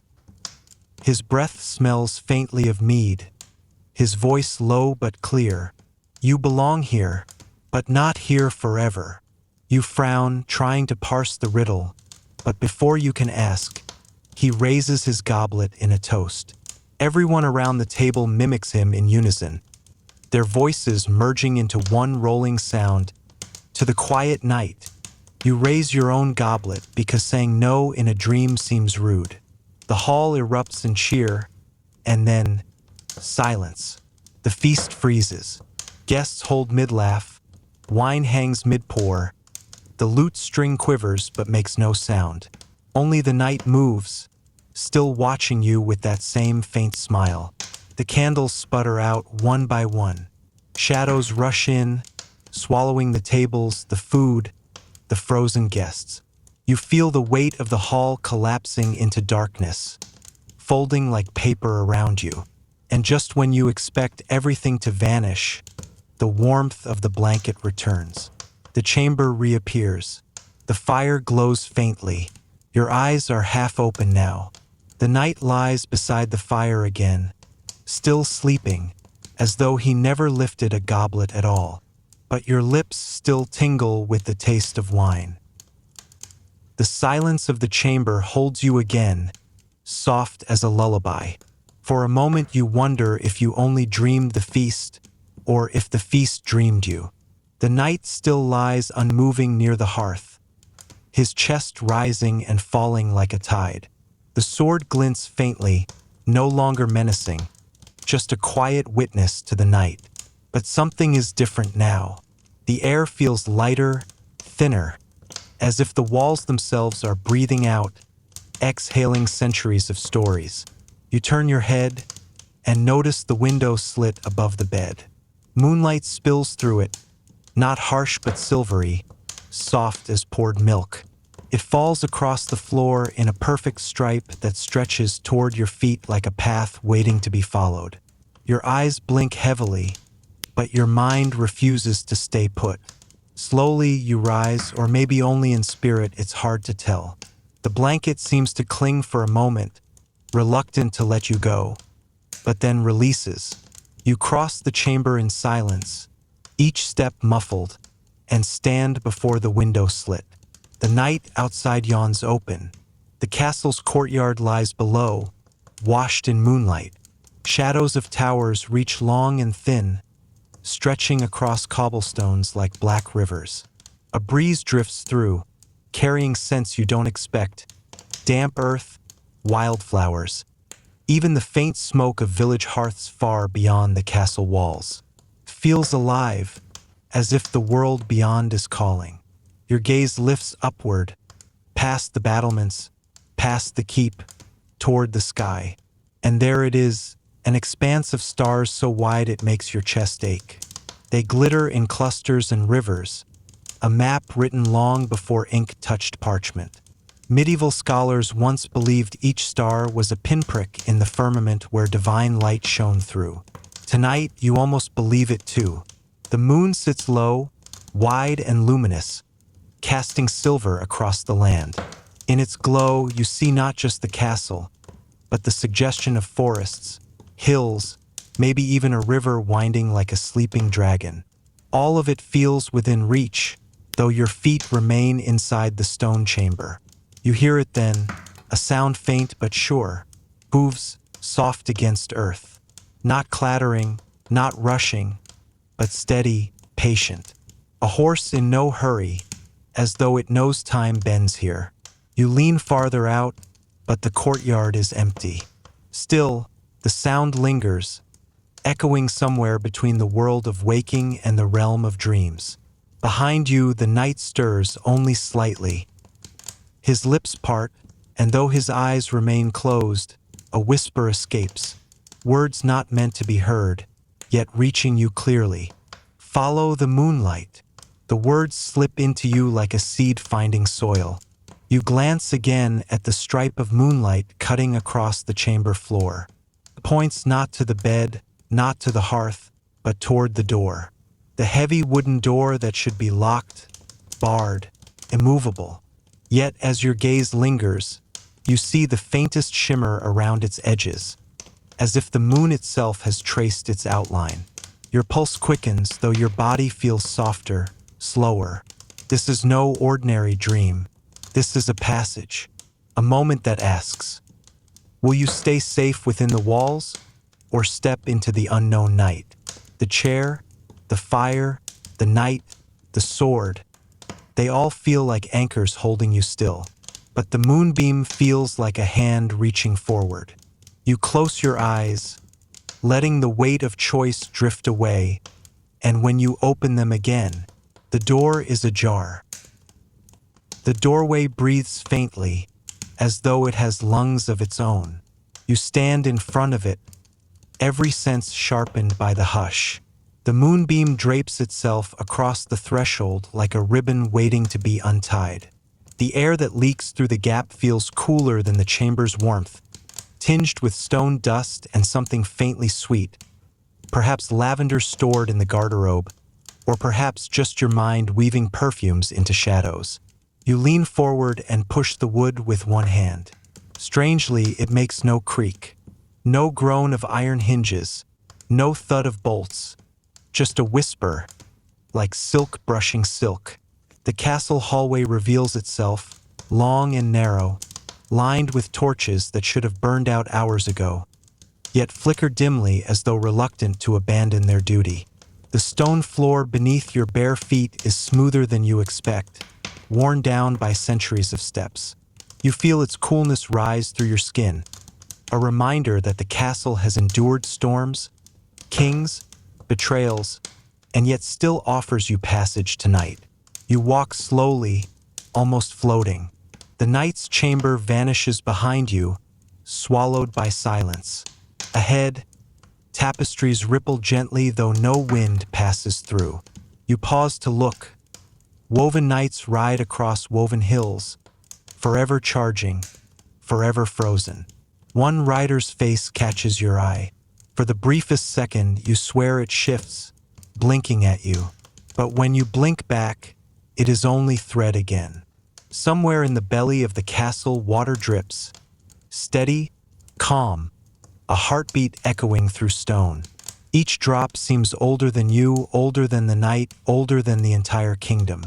Medieval masons believed dripping water in a keep was a good omen, proof the stones were alive and breathing. You decide to accept that, if only because it sounds less creepy than ghosts gargling. A bend in the corridor comes, and you take it without thinking. The torches thin out until only moonlight guides you, pouring through arrow slits like silver ribbons across the floor.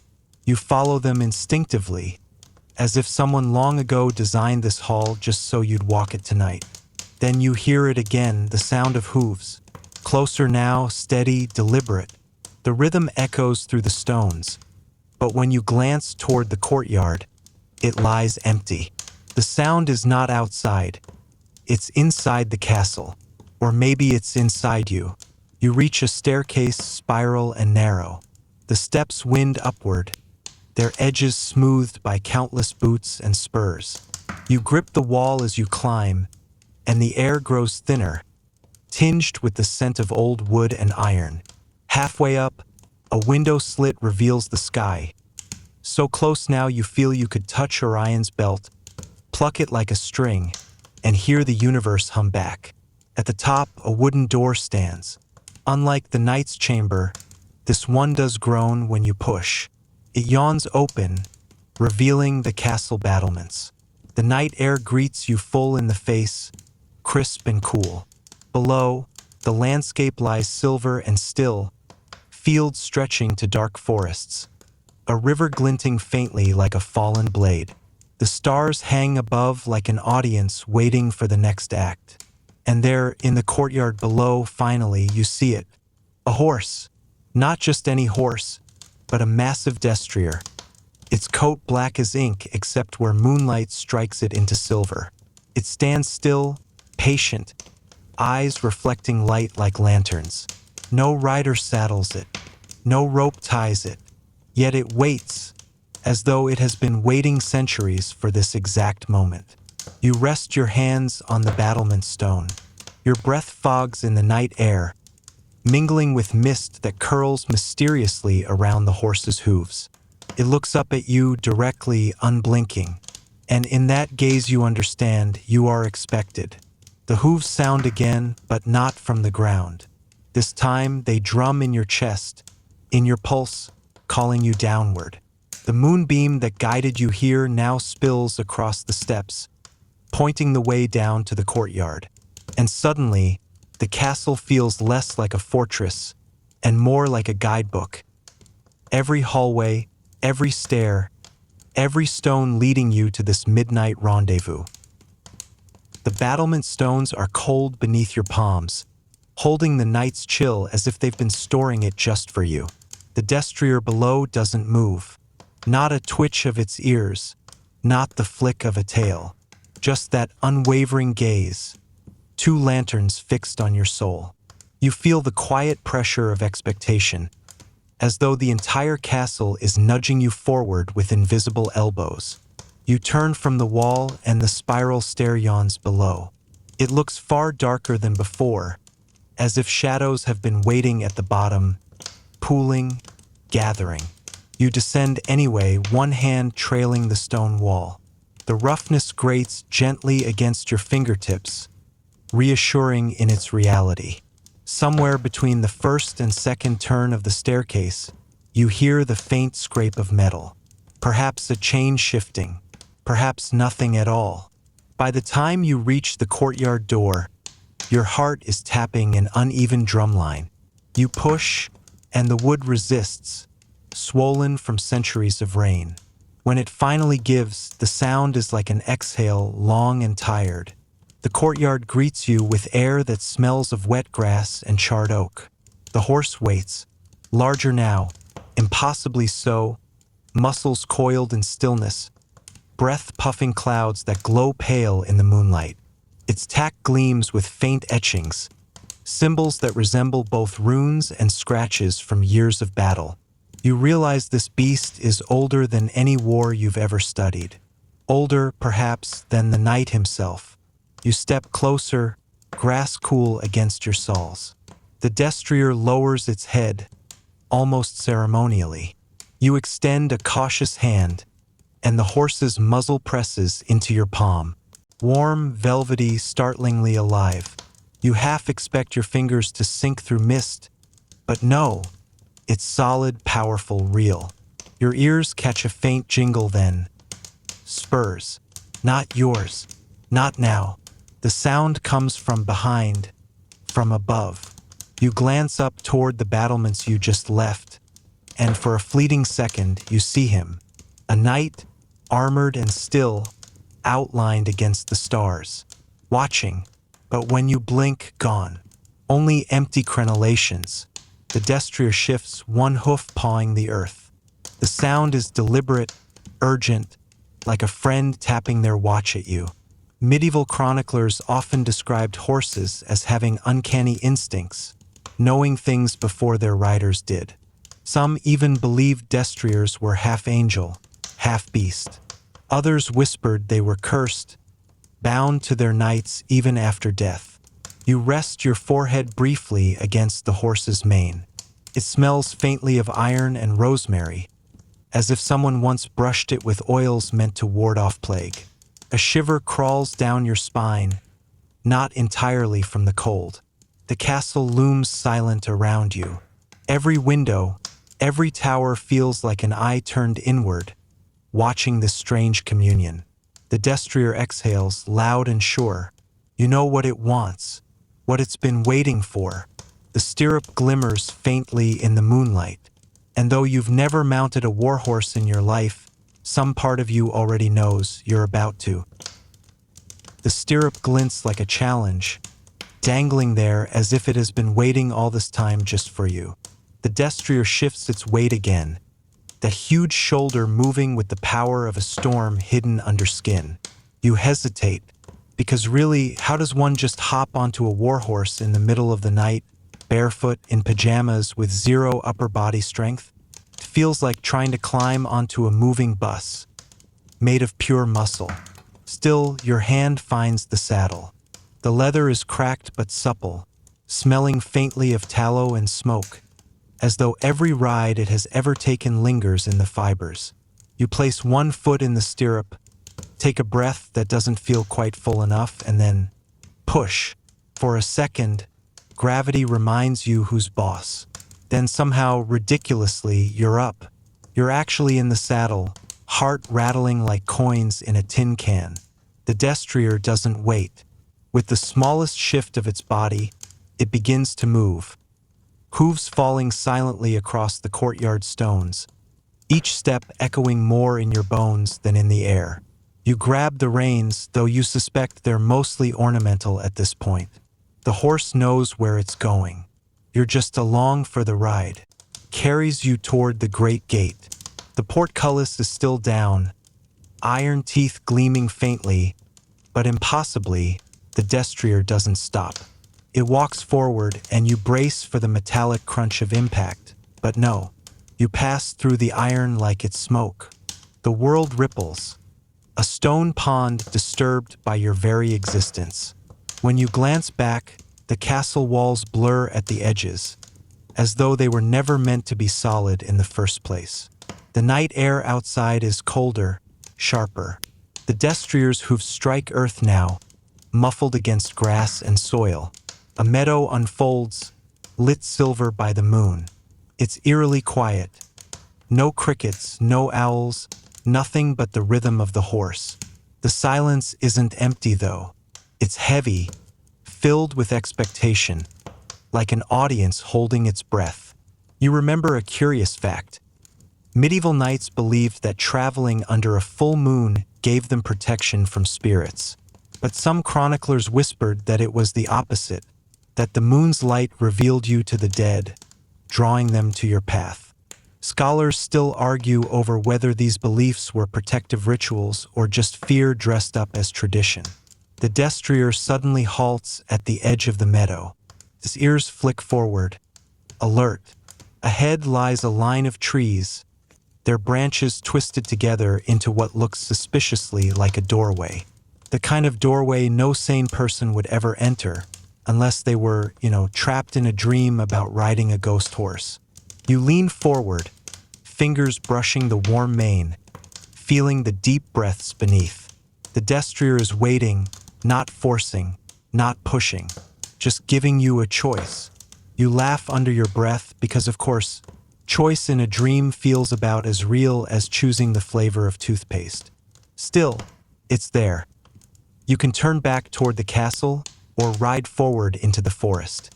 And though you don't say it out loud, some part of you already knows. The story won't continue unless you enter the trees. The forest doesn't wait for you. It swallows you. The branches knit overhead, sealing out most of the moonlight, leaving only pale threads that drip through the canopy like strands of silver hair. The destrier presses forward at a steady pace, hooves crunching twigs that snap like bones too close to your ear. You grip the reins, but honestly, you might as well be holding onto the handles of a grocery cart rolling downhill. The air shifts the deeper you go. It's damp, tinged with the smell of moss and something older, something that makes you think of library books forgotten in a basement. You realize this isn't just a forest. It's the kind of place where stories get trapped. Every tree you pass seems to lean closer, like it wants to whisper a secret you don't want to hear. And then there's the sound. At first, you think it's the wind. But no, the wind doesn't carry syllables. A murmur rises from between the trunks, the low hum of voices speaking in languages you can't quite catch. You imagine medieval monks scribbling in the margins of your dream, their quills scratching, their chants echoing off parchment. You know too much about this world to ignore the detail. Forests in medieval chronicles were never just forests. They were borders between safety and danger, between the known and the unknowable. The destrier halts at a clearing. You blink, because suddenly, in the center, a circle of stones rises from the ground. At first, you think it's just a campfire ring left by teenagers with bad Spotify playlists. But no, these stones are waist-high, weathered with lichen, and set in perfect symmetry. A henge. Here's the strange part. Historians still don't know what stone circles meant to the people who built them. Sacred sites? Calendars? Ancient nightclubs? You'd think with centuries of studying rocks we'd have a definitive answer, but nope. Scholars argue endlessly, and you, standing here with your heart rattling against your ribs, realize you might actually get the answer firsthand. The stones hum, low, steady, like the subwoofer at a concert you didn't buy tickets for. The destrier lowers its head, almost bowing, and you feel the reins loosen in your hands. For a second, you're absurdly jealous, like, wait, why is my dream horse showing respect to a bunch of rocks? Then the hum shifts. It grows sharper, rising into a pitch that cuts through your chest. The stones flicker, and this makes no sense, but it happens anyway. Images project in the air between them. Faint outlines of armored figures, carrying banners you've only seen on dusty museum placards. They move in silence, their faces hidden, their armor battered. Knights, dozens of them, spectral and shimmering. Your pulse spikes. You're not supposed to be here. You're supposed to be asleep.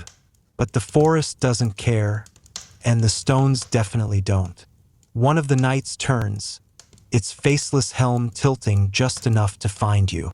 Even without eyes, you know it sees you. The destrier exhales sharply, almost like a warning. You grip the saddle tighter, though your knuckles have gone pale. And then the knight raises a hand. Not in threat, not in greeting. Just slowly, deliberately, like someone gesturing for you to come closer.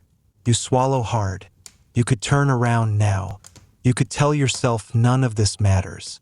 But something in your chest whispers otherwise. Something tells you this forest has been waiting centuries for someone foolish enough to step inside. And unfortunately, that fool is you. The clearing holds its breath, and so do you. The ghostly knights don't vanish. They linger, half-formed, like figures in a half-developed photograph. Their banners ripple without wind. Their armor glints without light. You shift uneasily in the saddle, wondering if this is the part where you become a cautionary tale. Remember that one knight who followed ghost warriors into a forest? Yeah, don't be that guy. One steps forward. His outline grows sharper, as though the forest itself is lending him substance. He doesn't speak with words. Instead, the sound comes like metal drawn slowly across stone. Ugly, grating, yet somehow comprehensible in your head. Prove yourself, of course, because nothing in medieval history is ever simple. You think of tournaments, jousting lances, splintered shields, noble ladies handing out kerchiefs like medieval Yelp reviews. But this doesn't feel like that. This feels older, ritualistic, almost like trial by ordeal. And historians still debate those, by the way. You've probably heard about trial by fire, by water, by combat. Basically, if medieval people weren't sure about you, they just tried to set you on fire and then took notes. Some scholars insist it was meant to be divine judgment. Others think it was a social performance, more theater than justice. Either way, you probably wouldn't want to star in that show. The knight gestures again. His arm is heavy with chainmail, but it moves smoothly, like the laws of physics have agreed to bend just this once. The circle of stones glows faintly now, each rock pulsing in rhythm with your heartbeat. You're half convinced they're sinking on purpose, like your body's been drafted into a choir you didn't audition for. You slide off the destrier. The ground feels soft, almost too soft, like moss laid over something hollow. Your boots sink slightly, and you catch yourself glancing down, paranoid that the earth might just open and swallow you whole. The knight extends a sword.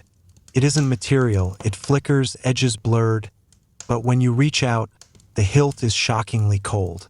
Your fingers wrap around it, and suddenly the air around you changes. You hear distant echoes, not just whispers now but clear, ringing voices. The clang of smiths forging iron, the muttered prayers of monks writing chronicles, the screams of peasants watching battles from behind hedgerows. History itself, compressed into sound. The knight's head tilts as if approving. Then he raises his own weapon, another spectral blade, and takes a step back, lowering into a stance that is unmistakably an invitation to duel. You almost laugh out loud. Really? A duel with a ghost? That's my bedtime story? You want to tell him, buddy, I can't even win a staring contest with my cat, and you want me to fight centuries of unresolved night trauma? But the sword hums in your hand. It's light, but it thrums like it knows you. And despite the absurdity, you feel something else too. A flicker of excitement. Maybe this is what nights always felt. That blend of terror and thrill, knowing the duel wasn't just about survival, but about proving who you were. The other knights ring the circle now, their ghostly bodies forming an arena. The stones glow brighter, their hum rising in pitch until it feels like your bones are vibrating in sympathy. The knight before you lowers his helm slightly, then surges forward. His blade arcs down in a silent slash, and instinct, blessed, ridiculous instinct, throws your arm up to meet it. Steel meets steel, or rather memory meets memory, and the clash sends a shockwave that ripples through the clearing. For the first time tonight, you realize this forest isn't just showing you the past. It's testing whether you belong to it. And now you're in the fight.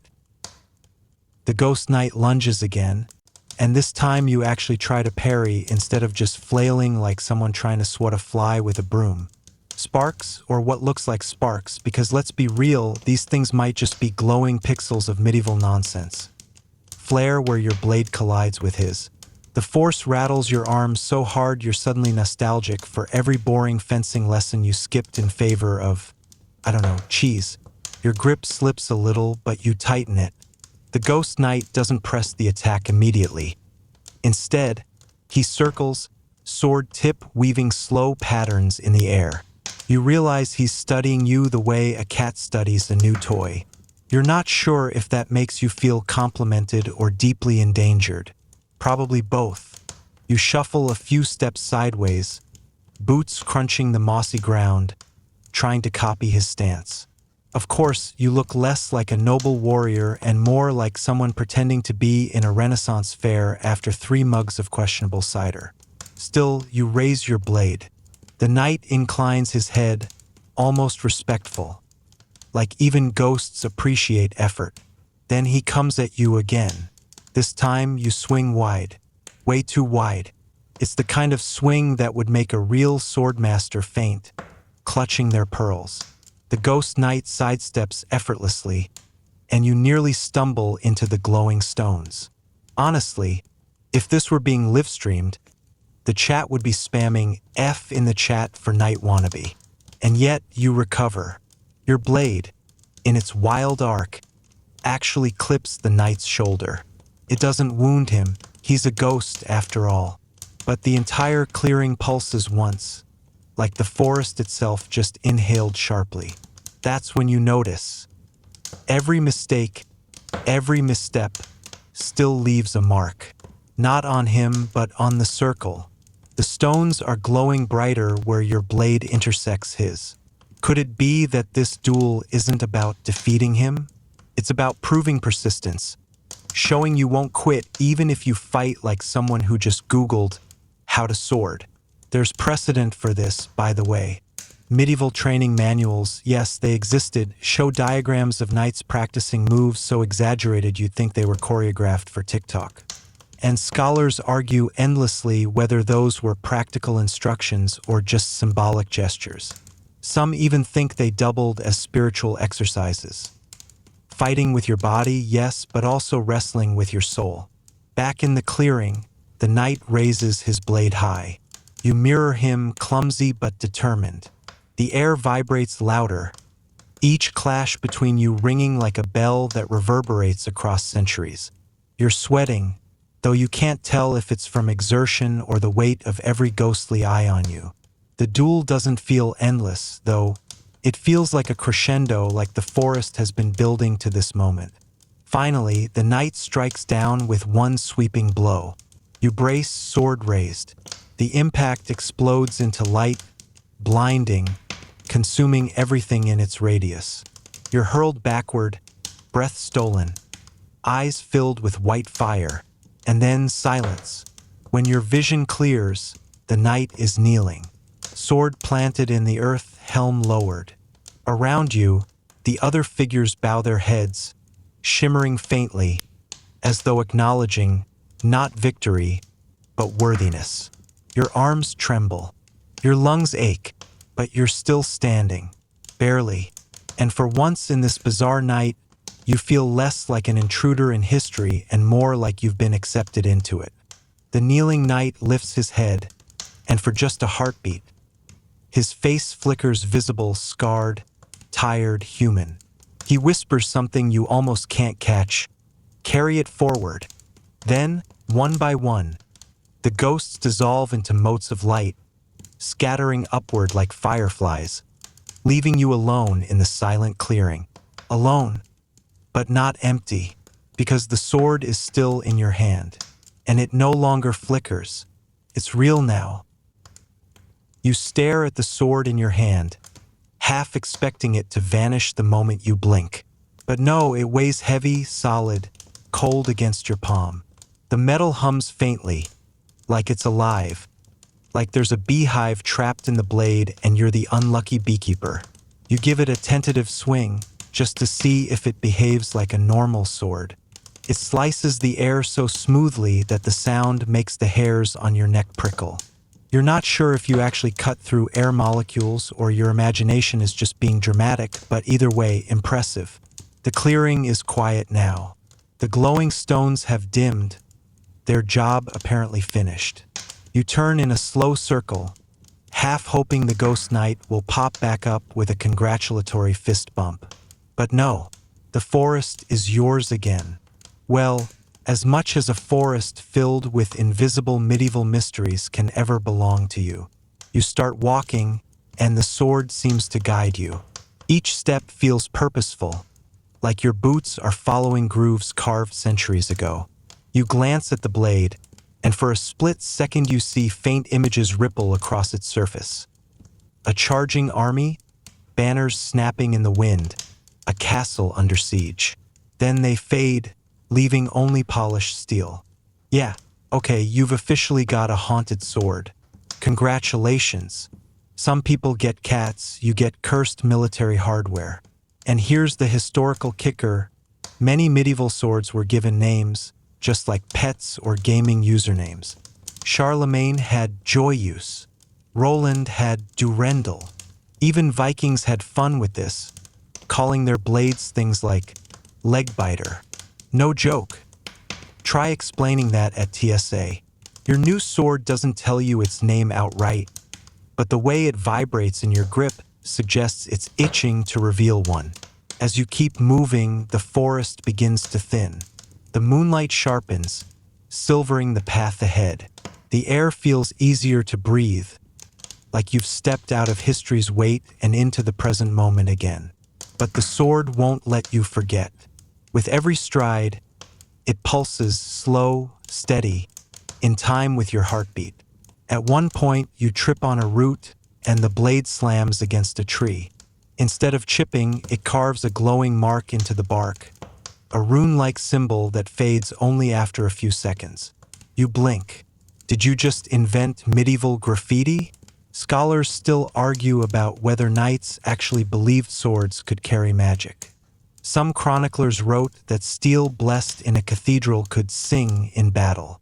Others claimed blacksmiths whispered prayers into the iron as they hammered it, infusing it with power. Apparently, your sword didn't get the memo that those debates aren't settled yet. It's busy proving the point.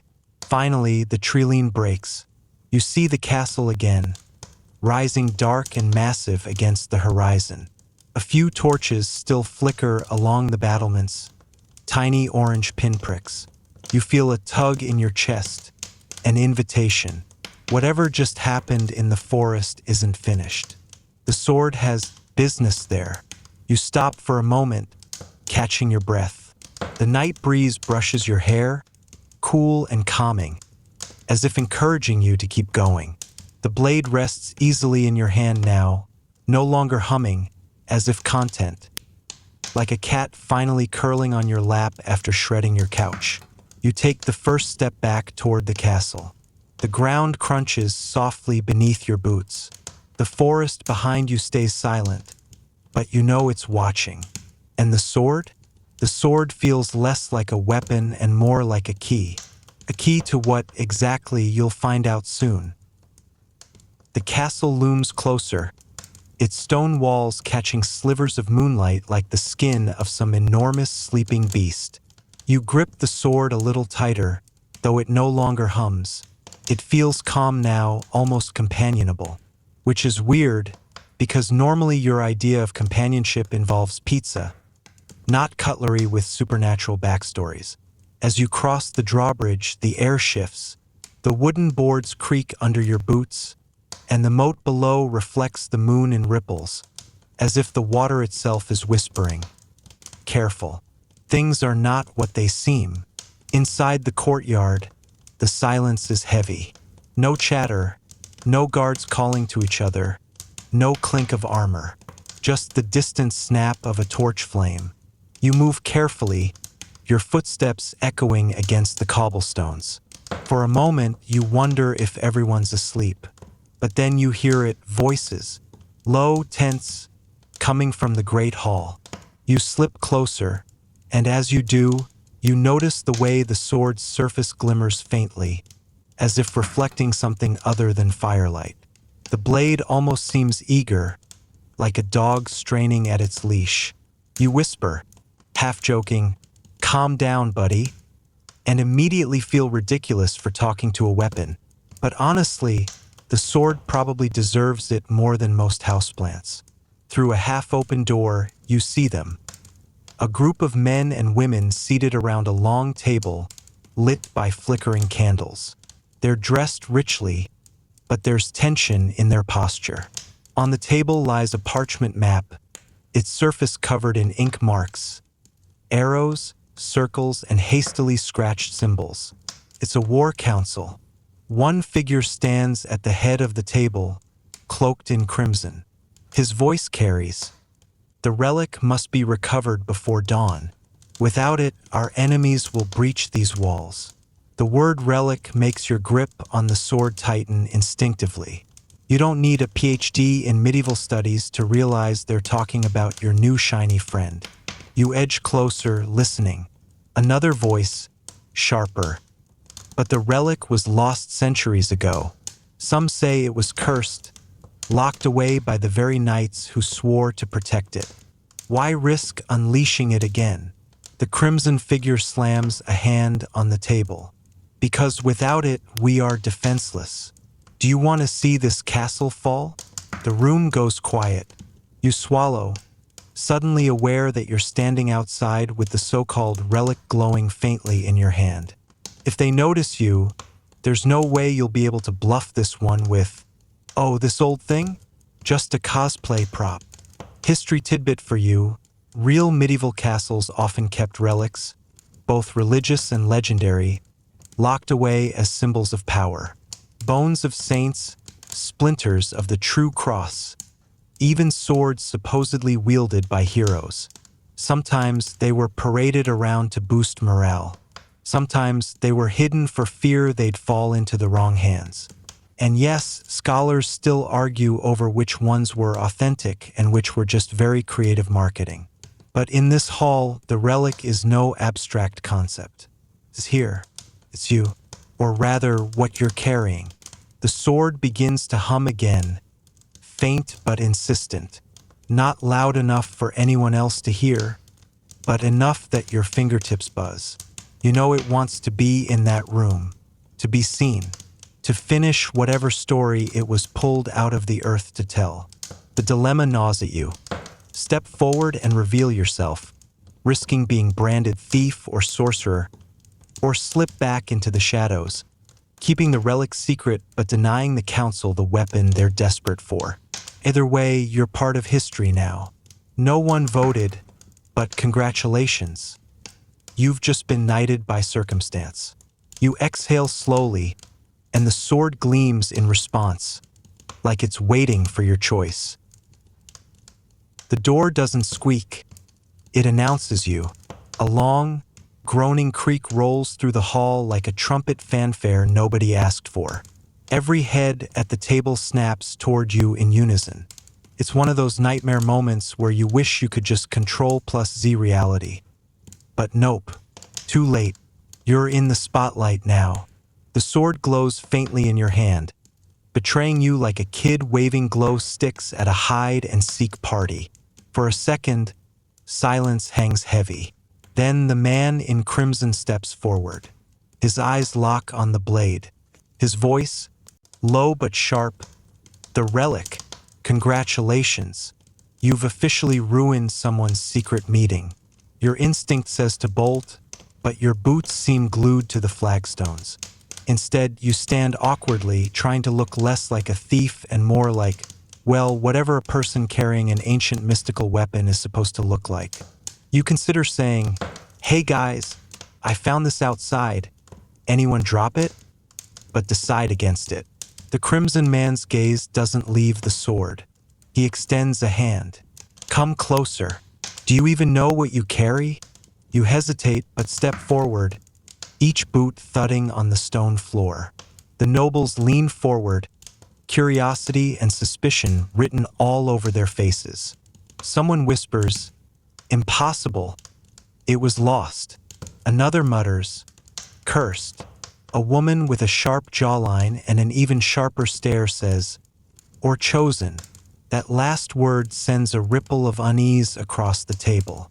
Chosen? That's the kind of word you don't want thrown around lightly. Here's a fun fact. In medieval lore, relics weren't just trophies. People believed they carried real power, blessings, curses, divine authority. Some rulers practically built their reputations on possessing one. Others went to war over them. And yes, historians still bicker about whether kings actually believed the magic or just milked it for propaganda.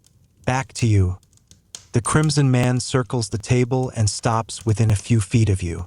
His cloak sways, heavy with embroidered sigils.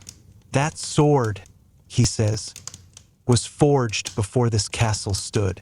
Knights swore their lives to guard it. And now it finds its way into your hand." He tilts his head, studying you as though you're some riddle the universe just dropped in his lap. Your pulse hammers. The sword vibrates faintly, like it recognizes the man. Or maybe it just really wants to be the center of attention, diva style. "Tell us." The woman cuts in. Her tone is softer but no less intense. "Did the relic call to you? Or did you steal it?" There it is. The question. Every eye pins you down. And of course, your brain chooses this exact moment to go blank. If only you could explain that you basically tripped into this situation like someone stumbling into the wrong Zoom meeting. The Crimson Man raises a hand to silence her. "No," he says, voice echoing off the stone walls. "This is not theft. The relic does not suffer thieves. If it rests in his grasp without consuming him, then..." He pauses, letting the tension build. "Then it has accepted him." The table erupts in murmurs. Some fearful, some angry, some reverent. You catch words like impossible, prophecy, and madness.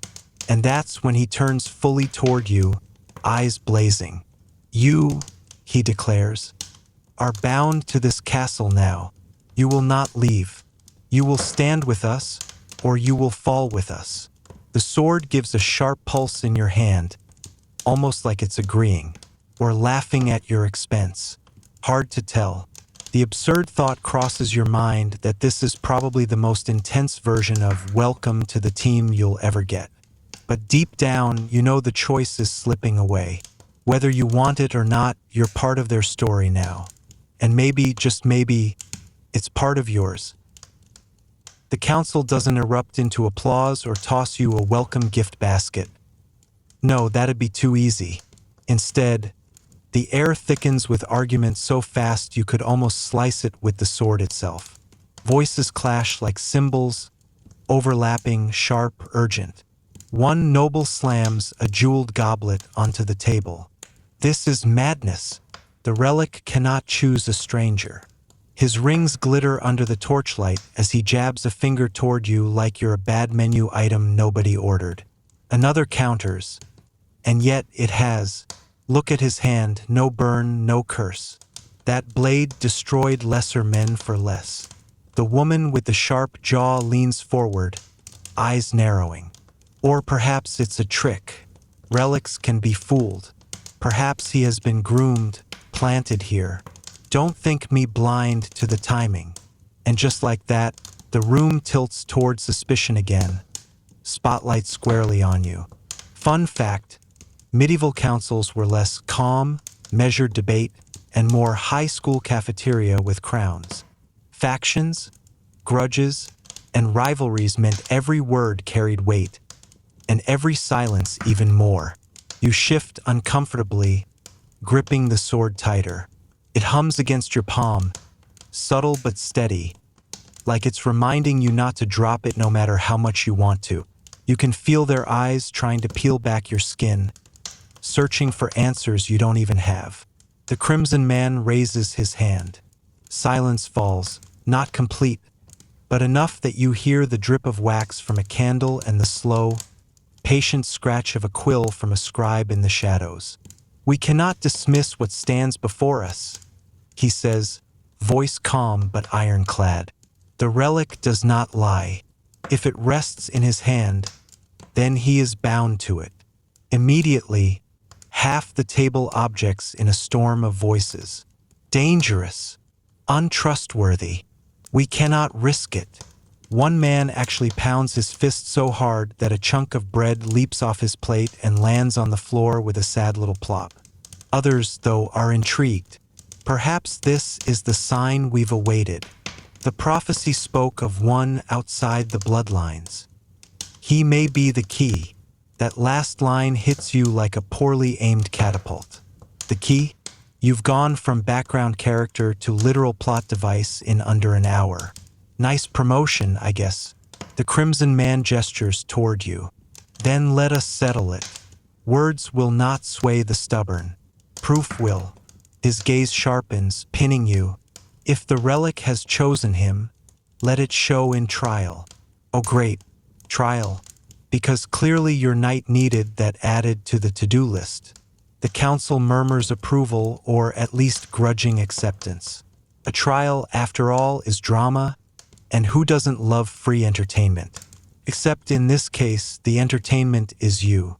Tomorrow, the Crimson Man declares, at dawn in the courtyard, he will stand, relic in hand, against what we summon. If he falters, the truth will be revealed. The nobles nod, some grim, some eager, a few almost gleeful. You catch phrases like, finally see him fail, and if he survives, perhaps. You, meanwhile, are doing quick mental math. Dawn, trial, summon. None of those words bode well. The Crimson Man turns back to you, voice low but audible to all. Do not fear. If you are what the relic believes, it will protect you. If not, he shrugs, the faintest smirk tugging at his lips. Then it is better we discover that now. The council breaks, nobles rising, cloaks swirling, whispers trailing like smoke. The decision is made, and nobody bothers asking your opinion.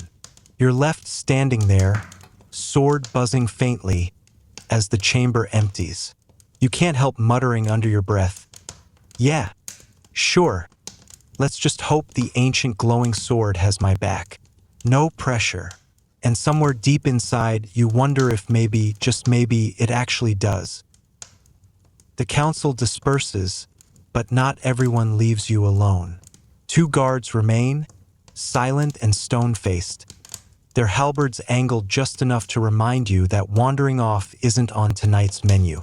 You're escorted through the corridors again, torchlight shivering against the walls.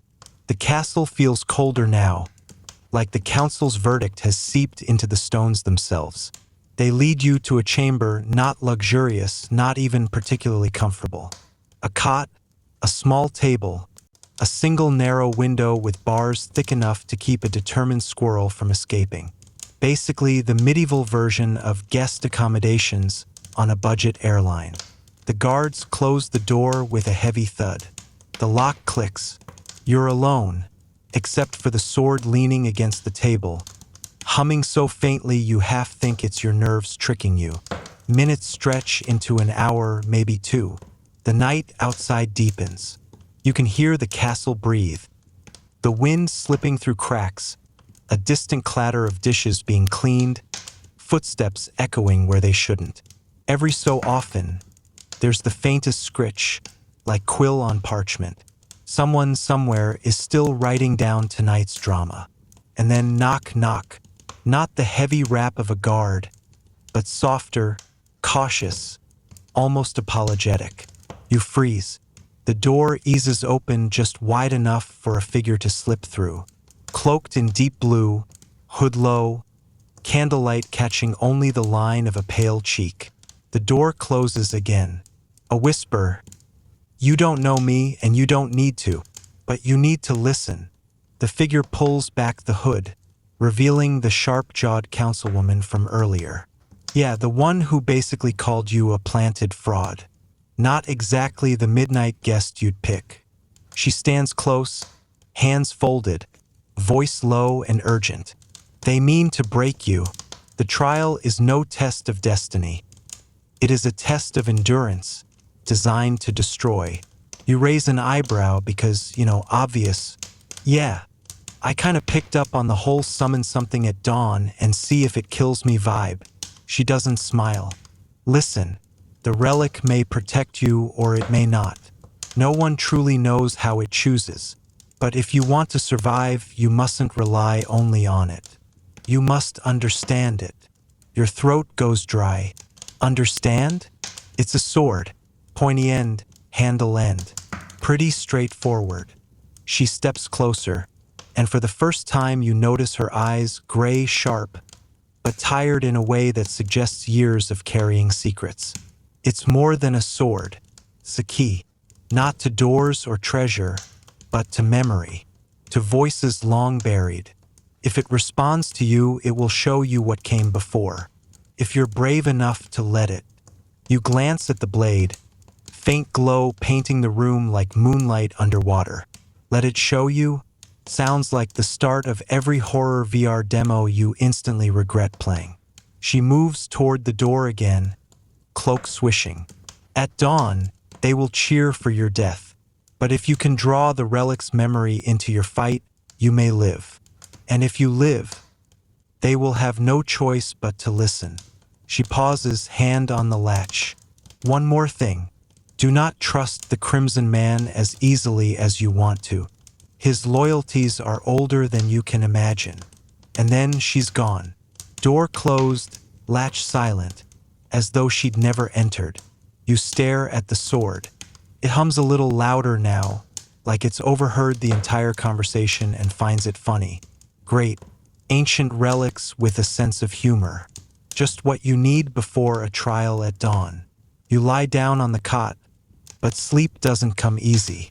Somewhere between the crackle of torchlight and the hum of the relic, your thoughts blur, and you wonder if by morning you'll still be here to complain about the quality of castle mattresses.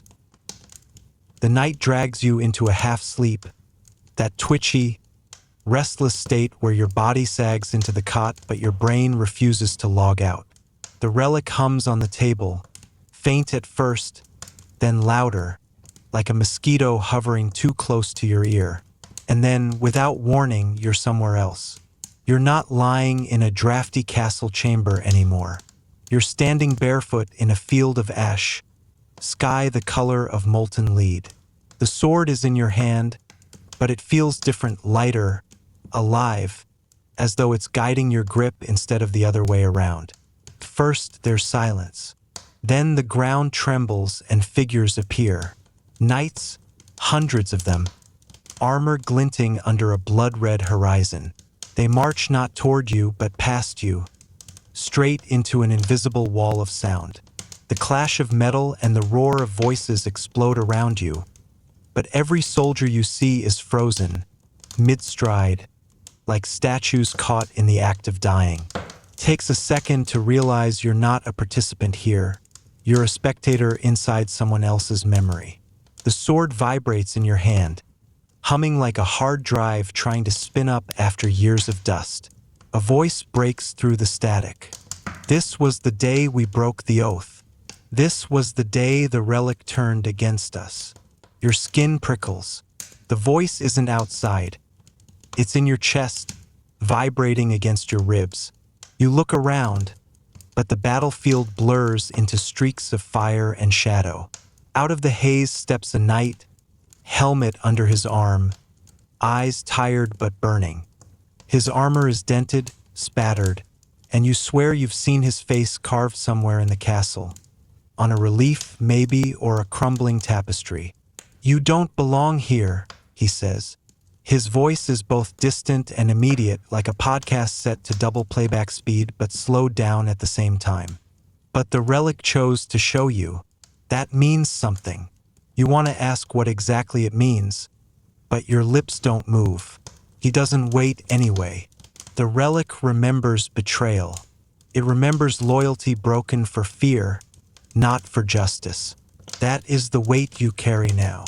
Behind him, the frozen knights begin to twitch, as though they might resume their battle at any moment. Your pulse kicks up. This whole scene has the exact energy of a video game cutscene right before the boss fight drops. The knight steps closer, pointing at the relic. If you wake tomorrow and call upon it, it will lend you its memory, but only if you prove that you understand its burden. Wield it carelessly, and it will consume you instead.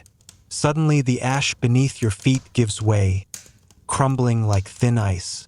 You stumble, falling backward into a whirl of color, smoke, laughter. Laughter that doesn't sound friendly at all. You jolt awake, breath ragged, the cot creaking under you. The chamber is dim, dawn creeping gray through the barred window. The sword is still on the table, still humming, but now it's different. Louder, like it knows you saw what it wanted you to see. And just as your heart finally steadies, the lock on the door rattles. Metal scrapes, hinges groan. On your feet, a guard barks. It's time. Yeah, time. The kind of time you normally wish you could hit snooze on, but no snooze button here. Just the dawn, the relic, and the council waiting to watch you either shine or shatter. The guard's hand clamps on your shoulder. Firm, no room for protest. You rise, legs heavy like you've been running marathons in your sleep. The cot, the stone walls, even the faint warmth left on the relic's hilt. All of it falls away as you're marched into the corridor. The castle is awake now. Torches gutter with early light, banners shift with the draft. Boots echo in rhythm, yours awkwardly out of sync. And then you see it, the long stairwell spiraling downward, leading to the great hall. Not the public square, not the jeering masses you half expected. No, this is worse. It's quiet, controlled, the kind of silence only powerful people can afford. At the bottom, the hall yawns open. Vaulted ceilings, banners of faded crimson. The air so still it feels staged. A semicircle of figures sits at the far end, each wrapped in robes heavy enough to smother their humanity. The council, they don't speak. They just watch as you're shoved into the center, under the chandelier's cold light. The relic has been brought ahead of you, placed on a pedestal that looks suspiciously like an altar. It hums faintly, the sound crawling along the edges of the room like a secret everyone pretends not to hear. Finally, one of the robed figures leans forward. An old man, beard cascading like frost, eyes sharp enough to peel paint. "The relic has spoken," he says, voice echoing like it's pre-recorded. "You were chosen to see what others cannot. But choice is not enough. Prove your worth, or leave this chamber as dust." Okay, that's definitely not how you hope to start your morning. The guard removes your shackles. Your wrists are free, but the weight of every gaze in the room feels heavier than iron. The relic pulses on its pedestal, faint light flickering along the cracks in its blade. Another counselor rises, a woman with eyes so dark they look carved from obsidian. "Tell us," she demands, "what you saw in your dream." And just like that, the battlefield returns in a rush. Ash underfoot, knights frozen mid-scream, the voice of betrayal thrumming in your chest. You swallow hard, throat dry. This is the moment you realize there's no clever dodge, no sorry, wrong number excuse. They already know you saw something. What matters is how you frame it. So you speak. You describe the frozen army, the knight's words, the relic's burden. You keep your voice steady, though part of you wants to lace it with sarcasm. Yeah, nothing says good bedtime story like mass betrayal and doom. Thanks, Relic. But you hold back.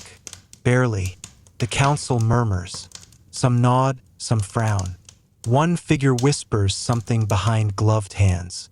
The old man raises his palm, silencing them. The relic does not lie. It has shown you its truth. But truth without action is ash. He gestures. The guard steps aside. From the shadows, another knight enters the chamber. Full armor, sword drawn, visor down.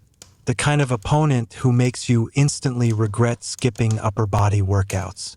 "This is your proving," the counselor says simply. "Survive, and you may yet belong." The knight approaches, each step clanging like a countdown. The relic pulses harder, brighter, almost begging for your touch. You glance around, half expecting someone to shout, "Just kidding," or toss you a donut as consolation. Nope, just you, the hum of the relic, and a knight about to swing steel at your neck. And in that perfect stillness before the clash, you realize this isn't just a trial. It's an execution with a potential loophole. The knight's visor tilts, the slit of shadow locking on you. For a heartbeat, you almost hope he'll say something. Maybe "good luck," or "don't take it personally." But no, silence. Just the hum of the relic, now vibrating like it's got front row tickets to your possible demise. The sword rises. Yours does not, because you don't have one. What you have is a choice. You lunge toward the pedestal. The relic is cool at first touch, then searing, the kind of heat that sinks straight into bone. The chamber gasps, some of the counselors actually stand. The knight hesitates just a fraction before swinging down. Steel meets relic. The sound isn't metal on metal. It's like glass shattering in reverse. Time bending, voices spilling. A whole battlefield echoing in the chamber. You stagger back, but the relic pulls you upright, as if your arms are strings and it's the puppeteer. The knight strikes again. The relic absorbs it, then flares. Light spilling like molten gold, washing across the vaulted ceiling. For the first time, you glimpse the knight's face behind the visor. Young, afraid, just as trapped as you. And then you say something you didn't plan. "This fight isn't mine." Your voice comes out strange, like you and the relic are speaking together. The counselors stiffen. The old man frowns, but the knight lowers his blade, trembling. For a long moment, no one moves. Then, slowly, the knight drops to one knee. The relic hums softer, settling like a cat deciding the lap is warm enough. The council erupts in whispers. The old man finally raises a hand. "Enough," he says. The relic has chosen not only a bearer, but a voice. His eyes rest on you, unreadable. You may leave as a knight of the quiet watch or stay, and carry burdens you cannot yet imagine. Yeah. That's the kind of offer that feels less like an option and more like picking between two very difficult subscription plans. But in the end, you nod. You stay. Because somehow, in all the stone and silence, this burden feels yours. The relic dims, easing into stillness. The knight rises beside you, No longer an opponent, but something closer to a shadowed ally. The council disperses, one by one, like smoke thinning into morning air. And when the last robed figure is gone, the chamber is quiet again. Not empty quiet, a quiet that seeps into your bones, soft as velvet, heavy as sleep. Your eyelids grow thick. The relic rests easy at your side. The castle hums with unseen breath, its stones warm against your hand. You lie back, not on a cot this time, but on the cool flagstones themselves, and you let the sound of the ancient walls cradle you. The visions blur.